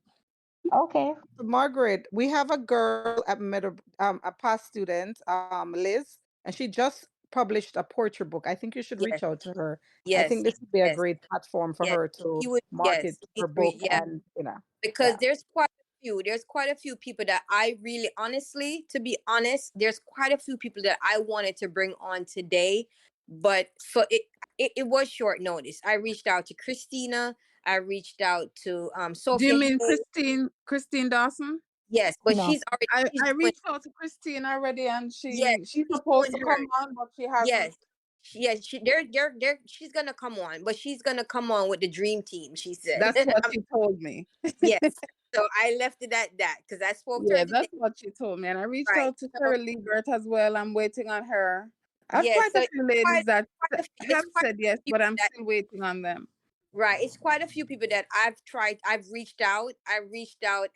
And there's few people that you guys might not know. And that's one of the reasons why I want to bring them on. Shelly Ann Johnson, Sophia Grant. I mean, it's a lot of them that in the 89 group. Carlene Samuels. I wanted her to come on. You know, I tried to reach out to her today to see that she would like to come on. But yeah, again, I didn't get, so there's quite a few other people that I really want to come on because even with Carlene Samuels and I were close, you know, and when, in the latter part of my days in Meadowbrook, you know what I'm saying? I mean, Mhm. Debbie mentioned it, she used to remember coming to my house and practicing and stuff like that. I remember going to Carlene's house and just hanging out, Yeah. so there's quite a few people, that I really wanted to bring on. Horatio Gray, I wanted to bring him on, but unfortunately he wasn't able to come on because he worked tonight. So I didn't Yeah, push but it. well, But but we still have time. We still have right. time. So So whoever I wants know to come on, you just tell them to reach out. to reach out. Yeah, So man. Yeah, Yeah. yeah. what I'm asking is if I was to bring those people on, can I come on with them or I should allow them to come on by themselves? No, man, you can't come on with them. Because if You sometimes, can come on as a co-host. yeah, you can't Okay. come on as co-host. Yeah, because sometimes some of the people them need somebody what make them feel comfortable for come on. And that's not a problem at all. That's not a problem All at right. all. Or So who can jog their memories. Yeah, yeah, I'll, yeah. Yeah, I'll yeah. definitely reach out again to them. I know Sophia Hay. Margaret, you should know. You should know Sophia Hay. Sophia Yeah, Hay. I know Sophia. Right. She I really wanted her to come on because, she had, I know she has great memories, she had a lot she would have a lot to talk about. So I wanted to bring her. Okay. So I'm definitely gonna I'm gonna try to felicitate that and bring her on and bring a couple of other people on and Yeah, we man. move from Awesome. Everybody don't have to come out one time, Olivia. Trust me. 2, 3 people. And we just okay. stretch it out as long. And the idea is to get all of the eras. Yeah, Eventually, but I love this. I love what I'm glad. I feel good within myself that I reach out to these young ladies and I have them come on because I know they were nervous and they were asking questions and I said, listen, and whatever you sent me, Prince, I sent to them. I said, it's just a conversation. There's no particular questions that's gonna be asked. It's just a conversation. It's just for you to just remember how your days were in high school, and that's all it is. And I really, really, really, really glad I did this. yeah, man. I appreciate you did it to Olivia. Trust me. Trust me. So Prince, and thanks again, Napier, for reaching out. I was nervous, but as I said, I like to plan ahead. But I trusted the process, and the conversation was very organic, so that's good. I think a way to honor what you're doing is for us to share it, right? Yeah. Yes. And the more we share it, while I was texting, I know I text Jerry daily, and I text like Lisa Campbell, who is a great attorney. She was like my deputy head girl at the time. There's so many people, so I don't think you'll ever be running out of people. And if you really want the spotlight, especially there, not Jamaicans, Meadowbrookans have really excelled at different levels, especially in the legal fraternity. You also want to be strategic about what you do while you include everybody else, because a lot more people will bring attention not only to what you're doing, but what we can do for the school. So everything kind of ties into the bigger picture. I'm a Yeah, bigger picture type of girl. exactly. So yeah, so our platforms and so on. I don't know if you have an Instagram page. These are, I mean, Facebook is there, but it's bombarded by so much content. Instagram is, people have TikTok Yes, and so all that. I'm not into that crap, but platform. Yes, that's another right, platform that you right, can do right. that. And So the there's other Instagram platform, I don't know. I'm just saying, we really have an opportunity to reach a lot more people. And I think, the more we do that, the more we can really monetize, for the school. And just so I don't forget, we talked about the career day coming from Debbie. There's so much talent that's come out of Meadowbrook. I think I talk about Peter Champagne. I don't know if you've ever had him on. Talk about Chris Townsend, Lisa Campbell, a lot of Donovan Farkinson, a lot of these guys well known in their field. Those type of people will bring a lot of attention, not only to the podcast, but they're influencers in their own right. And in their own right. everything will. Yeah, I Yeah, think, my background is finance. So everything I think about the monetary value of what you do, right? So this thing really is it can be very far reaching, not only for the podcast and what we're doing, but ultimately for the school. So, the more we share this, the more people listen, then everybody who tells no, when they hear what we talk about, it just triggers them to want to be able to do it. Because sometimes people have to lead others, right? So this, I think, would be a very good catalyst. You've not had probably women before, based on what I'm understanding, or so many women anyway.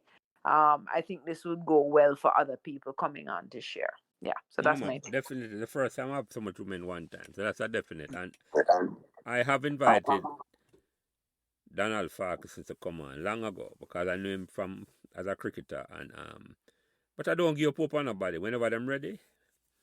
Yeah, well, he does a blog, and he has I don't know if you know about his blog that Yeah, he man, I've writes. seen his blog. I've seen his blog. Yeah, yeah, Okay, yeah, yeah. yeah. Well, as I said, people know people. Everything is Yeah, relationship. man. So Yeah, yeah. sometimes it's just the right person connecting to say, hey, why don't you? So I mean, I'll text him too, and I know his wife Shelly. Shelly's in Canada. Yeah. So I mean, I'll reach out to him No, as well. man. As I said, the more people hear about this, and more people encourage people want to come on. So yeah, yeah, Absolutely. yeah, man. So anyway, let me ask the last question for everybody, and I'm going to start with you first, Olivia. What made Meadowbrook magical?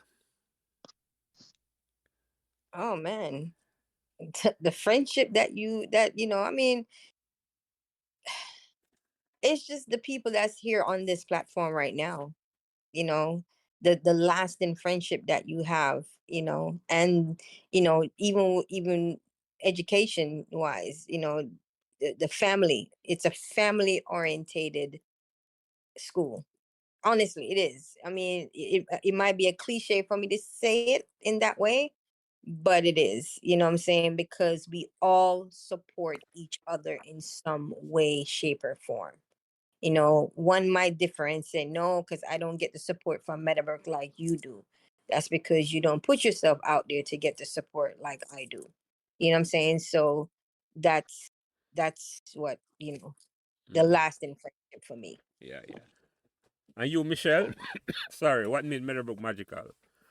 The friendships that I got out of Meadowbrook, the friendships that I still have right now, that and that's what made it really special for me. That, you know, and I still know these people from back then to now. Yeah. And Debbie, what made Meadowbrook magical for you? Well, for me, I walked into Meadowbrook in 1984, a very shy, introverted young lady. And I think the 5, 6 years I spent at Meadowbrook, I found my voice. I found a foundation that I was able to build a strong career on.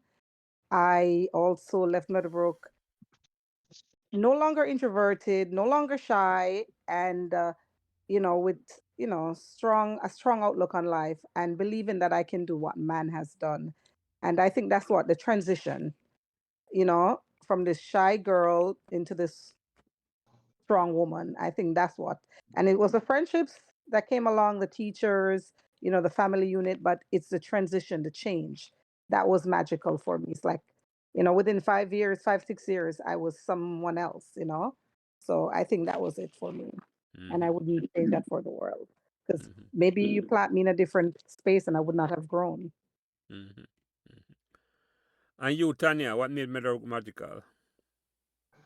Wow. I think I like to say dynamics. I'm going to say the different facets of the teachers, the curriculum, I think as all of us just said, when I started, I was pretty shy, didn't really talk much. I found not just my voice, myself,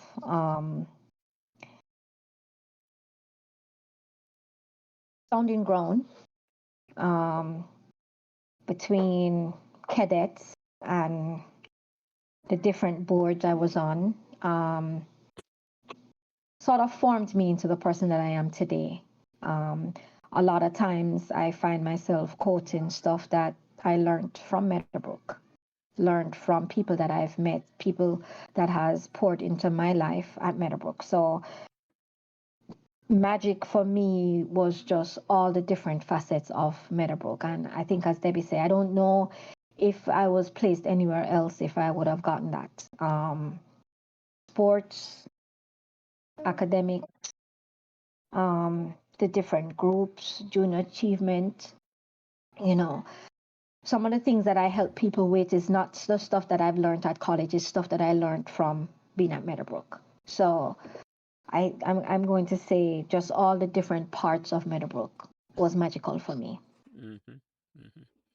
And you, Kim, what made Meadowbrook magical? Well, I'll say that people sometimes magic comes from the world of fantasy, right?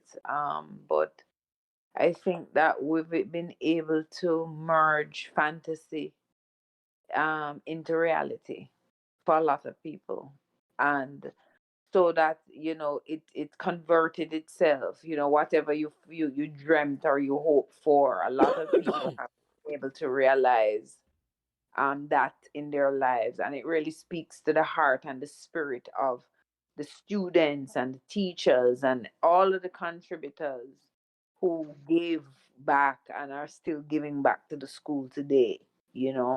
So the ability to convert the spirit to something that is are real. You move from intangible to the tangible, really, I think, speaks to what has made Meadowbrook so magical. We talk about family and that unity of purpose and so on.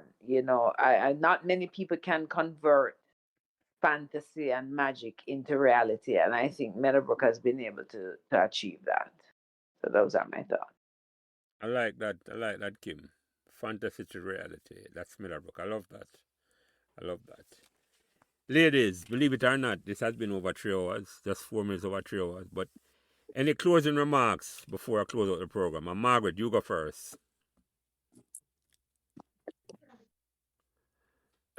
Margaret? Nah, hear me. I'm hearing you. 1 second. Thanks. Yeah, man. I just want to say thank you to the ladies for coming on. And thanks, Napier, for the work that you're doing already, bearing fruit. Appreciate it. And I also want to say, I've answered this question before about what made Meadowbrook magical, but listening to you ladies just reinforced it for me. The family unit. My family has grown so huge. I now have connections with people from different eras. Up to I graduated from 2000, has become a not a friend yet, but close enough. And it's an awesome feeling. I just want to say thanks, Jelly, for making this possible. and for continuing to do this hard work. And ladies, the other day he posted a podcast from a gentleman named Martin Brown. oh, you know, Jelly? You know, say, listen, man. You know the one you're Yeah, talking but how you know that was the one? Look how many gentlemen you post recently. Cause I want the But that one is something. I think you should listen to it. Okay. Yeah. Okay. There's some crazy ones that I could suggest, which I normally send out to people when I want to convince them to come on. When I Okay. say crazy, I mean you laugh from beginning to end. Oh, But Martin Brown is something else. You need to hear it. it. I got change what you think about a whole heap of things. It did for me. So that's why I know Yeah. Margaret. It did for me too. So Yeah. okay. I'm a good friend Okay. from yeah. So that we Yeah, yeah, I'm sorry. yeah. Yeah, Debbie, any closing remark before I close out the program? Well, again, I must say thank you. This is actually a very great platform for us as Meadowbrook Brookites. Is that how you pronounce it? Brookis. We're Brookis. all Brookis now, yes. Brookis, yes. I think it's a great platform for us as Brookis to, reconnect and throw ideas around and make new connections. And I think there's so many other people that should come on. So I'm gonna try and do some work myself. As I said, I have a friend who just did a poetry book. I think this would be a great platform for her to, reconnect and probably get Reconnect. Yeah.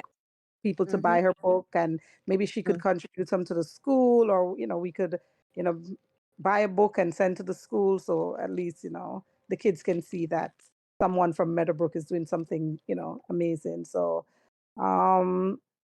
Jesus. pretty much thank you, and I hope to continue with the connections I've made here. Margaret is not someone that I've actually connected with before. Everyone else I've connected with.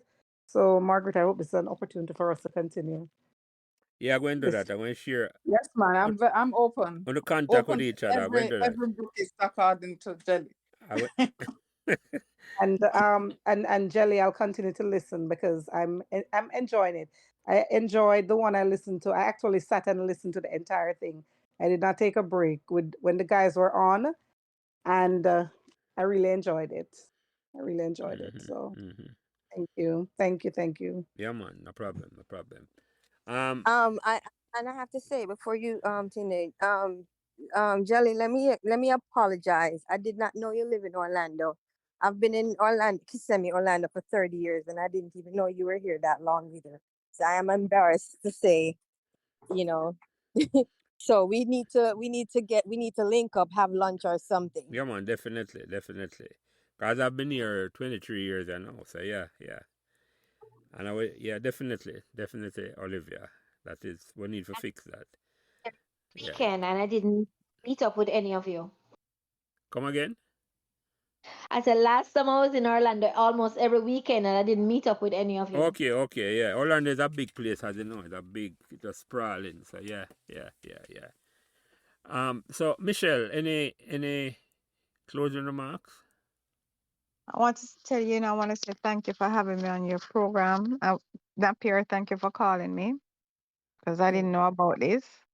It wasn't for Napier. And I want to find out, where do I find your podcast? Oh, that's Because easy, I'm man. listening to everybody talking about the podcast, but where can I go and listen to the other podcasts?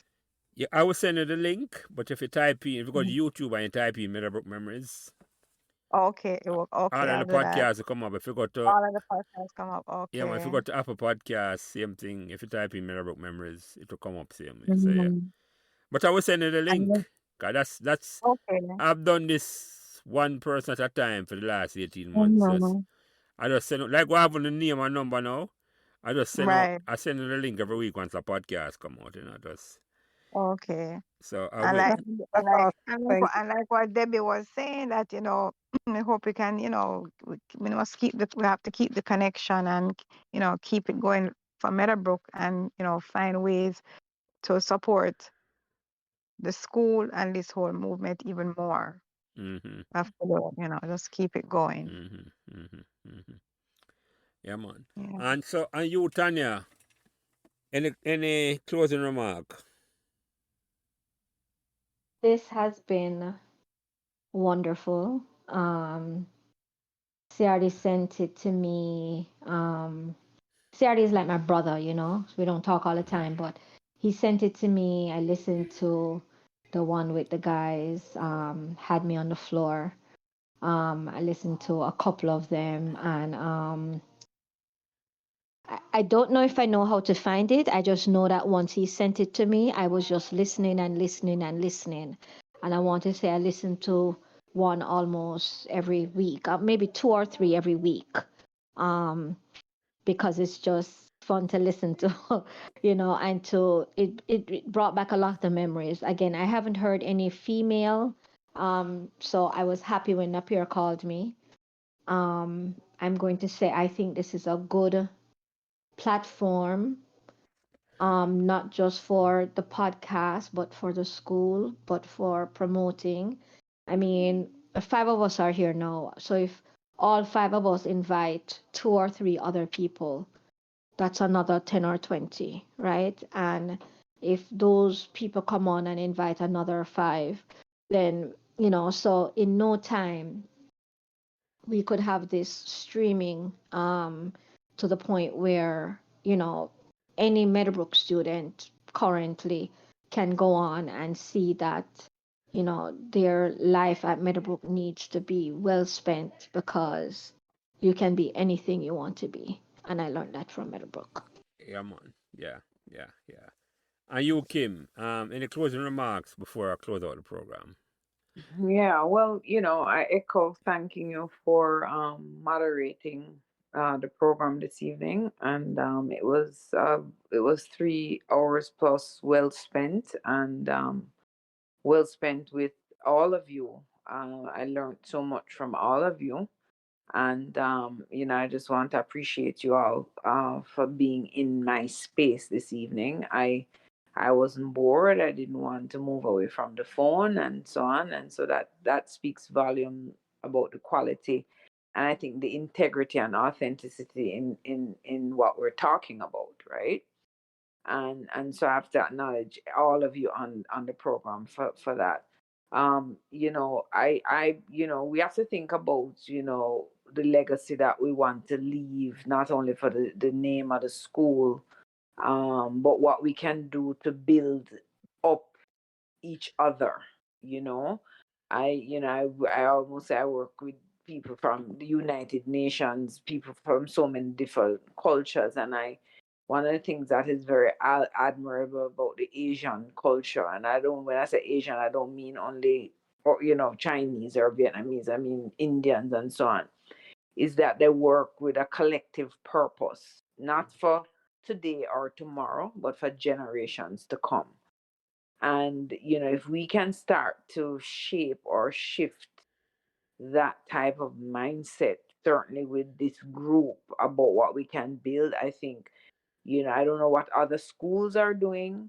Some of them may be short-lived, but I think that this is a catalyst that can ricochet, and other people can build on it, and you can say it was built here. You bore the seed for what this will become. And I can see you talk about giving back and monetizing. I like to use that word. This podcast can be something that people subscribe to, because the quality of it, is worth monetizing. So those are my comments, and just want to say again, I appreciate everyone for your time. That's it. Yeah, thank you, Kim. And Olivia, I must thank you for putting this together at such short notice. So, any closing remarks before I close out? Wanted to thank you for doing what you're doing and continue doing what you're doing. What you're doing, and I agree with Kim. If it's on YouTube, we should get this. We should be able to get more subscription and subscribers and all that stuff, because this is bigger than me and you. To be honest, this is bigger than me and you. And like Margaret said earlier, if or Tanya, and both Tanya and Margaret, if we were to invite other people. You're going to be doing this for a long time. 18 months is not long enough. You're going to continue doing this. So this is not going to end here. You know what I'm saying? It's not going to stop now. It's not going to stop this year. You're going to have more people that's going to continue wanting to, and that's the whole purpose, is just having people to want to do this. It's not just, this is bigger than us. I honestly I feel it within me that this is bigger than us. And you're doing whatever what you have a vision, and it's basically it's coming to pass. It's coming in full effect. Yeah, man. So Thank you. just keep doing what you're doing. Yeah, thank you. As I say, I started out just a task to chat to my cricket and football at them, man. It mushroom into something much bigger than that. And I just And I said it's bigger than you. It's gonna yeah. Something worthwhile. You know what I'm saying? Because this when I listen to the other podcasts, and like I said, I've listened to probably 4 of them so far. There's the set of ladies and the guys, and I'm gonna listen to the one that you guys just mentioned. Was it Martin Brown? Yeah. I will send it to you. Olivia. Yeah, I will send it to you. Send it to me as well, please. Yeah, I'm man, gonna I will. listen to it, and we're definitely gonna try to add other people. Morris Dix, Liz Clark. We're gonna try to invite a lot of other people on, for them, because it also, I think, on this podcast that you're doing, it if you were to even let it advertise in the school now with the students, it would give them somewhat a motivation, in a sense. I don't know if I'm saying it right, to to see that there's a lot of Meadowbrook past student that has moved on and lived their life and did great things. You know what I'm saying? Further their career. The buck don't just stop there. You know what I'm saying? And with the generation that we have now, they need that motivation. They need that constant motivation. Because a lot of kids feel like high school and that's it. There's nothing else. No, there's things. There's other things. So the mentoring thing that you guys mentioned, I think we should strive on that. We should really consider doing something like that and motivate these kids, because a lot of kids that are that's at the school now, they need someone to meet someone like us to motivate them. You know what I'm saying? To encourage them and let them know that the sky's the limit, is what I was trying to say. Yeah. Yeah, man. Yep. Thank you. And yeah, go ahead. Not just for them to think that we send the computers, we send the bus, we send this, we send that, but as Napier said, they are. You can make something of your life, and it's not always of just getting, but for them to understand, the integrity, the different challenges that yes, we had fun. We had lots of fun. We had lots of things going on, but we love the school for a reason. It's not just the academics. It's not just the sports. It's everything else that has happened. And sometimes when I hear about the fights and the different things, I'm like, oh my, of course we had those things when we were growing up, but it's very different now. And I think if they had an opportunity to hear us, both men and women, talk, they'll get a lot of laughs, but they'll also understand that it's more. There's just a lot more, and I think it would help them to shape their character and their integrity. Prince, let me ask. I'm sorry, Tanya. When do you air the recordings? Oh, like this one, no? That's a good question, because it depends, because I have a lot of recordings that I've done before, but like this one, no, I think it's very important. So I've recorded 75 has come out, and this is like number 97. So if I was doing it by number, it would be, but I'm going to release this one earlier because I want to encourage girls and women to come on. So this one I'm going to release like maybe another 3, 4, 5 weeks. You see what I'm saying to you? So yeah, I have done a lot of recordings, and that came about because one weekend I was leaving town and I said I do have a record. Or today, I almost had to call you and say internet down. So I said, I just do the recording and I have them and release them, that in case I can't do it one week or something come up. I just do it when I feel like I just do it and then I release it. But it's a good question, Kim. Good question. And depends on the impact it has, because the one in Gully, when I did it, I knew how to release it early. Because the nature of the impact it has, because I touch Uno. It's classic. Just like just like one know this one now will touch a whole heap of ladies. I say, yeah, I have to go release this one early. You see what I'm saying to you? So another 3, 4 weeks, this one will be out. Definitely will be out. So yeah. As I say, I just so it takes that long for you to get it prepared and all that stuff. No, it's not that. It's that I have a whole heap of them that I did before. Oh, okay, I got you. Yeah, man, I have a whole heap of podcasts that don't come out at all. I've recorded already, and I have them just save and I just release. You know, like when you have a whole heap of music to come out. I got you. And to be clear, for example, when you release them, are they released through our Facebook MHS groups and Instagram, or you just control the release of them? No, man, when I release them, but what do you mean by that? And I release them, I send it to all of the have them on YouTube and so, but let's say you post a new podcast. How do people know, outside of you sending it to maybe 5, 10, 15, 100 people, I don't know.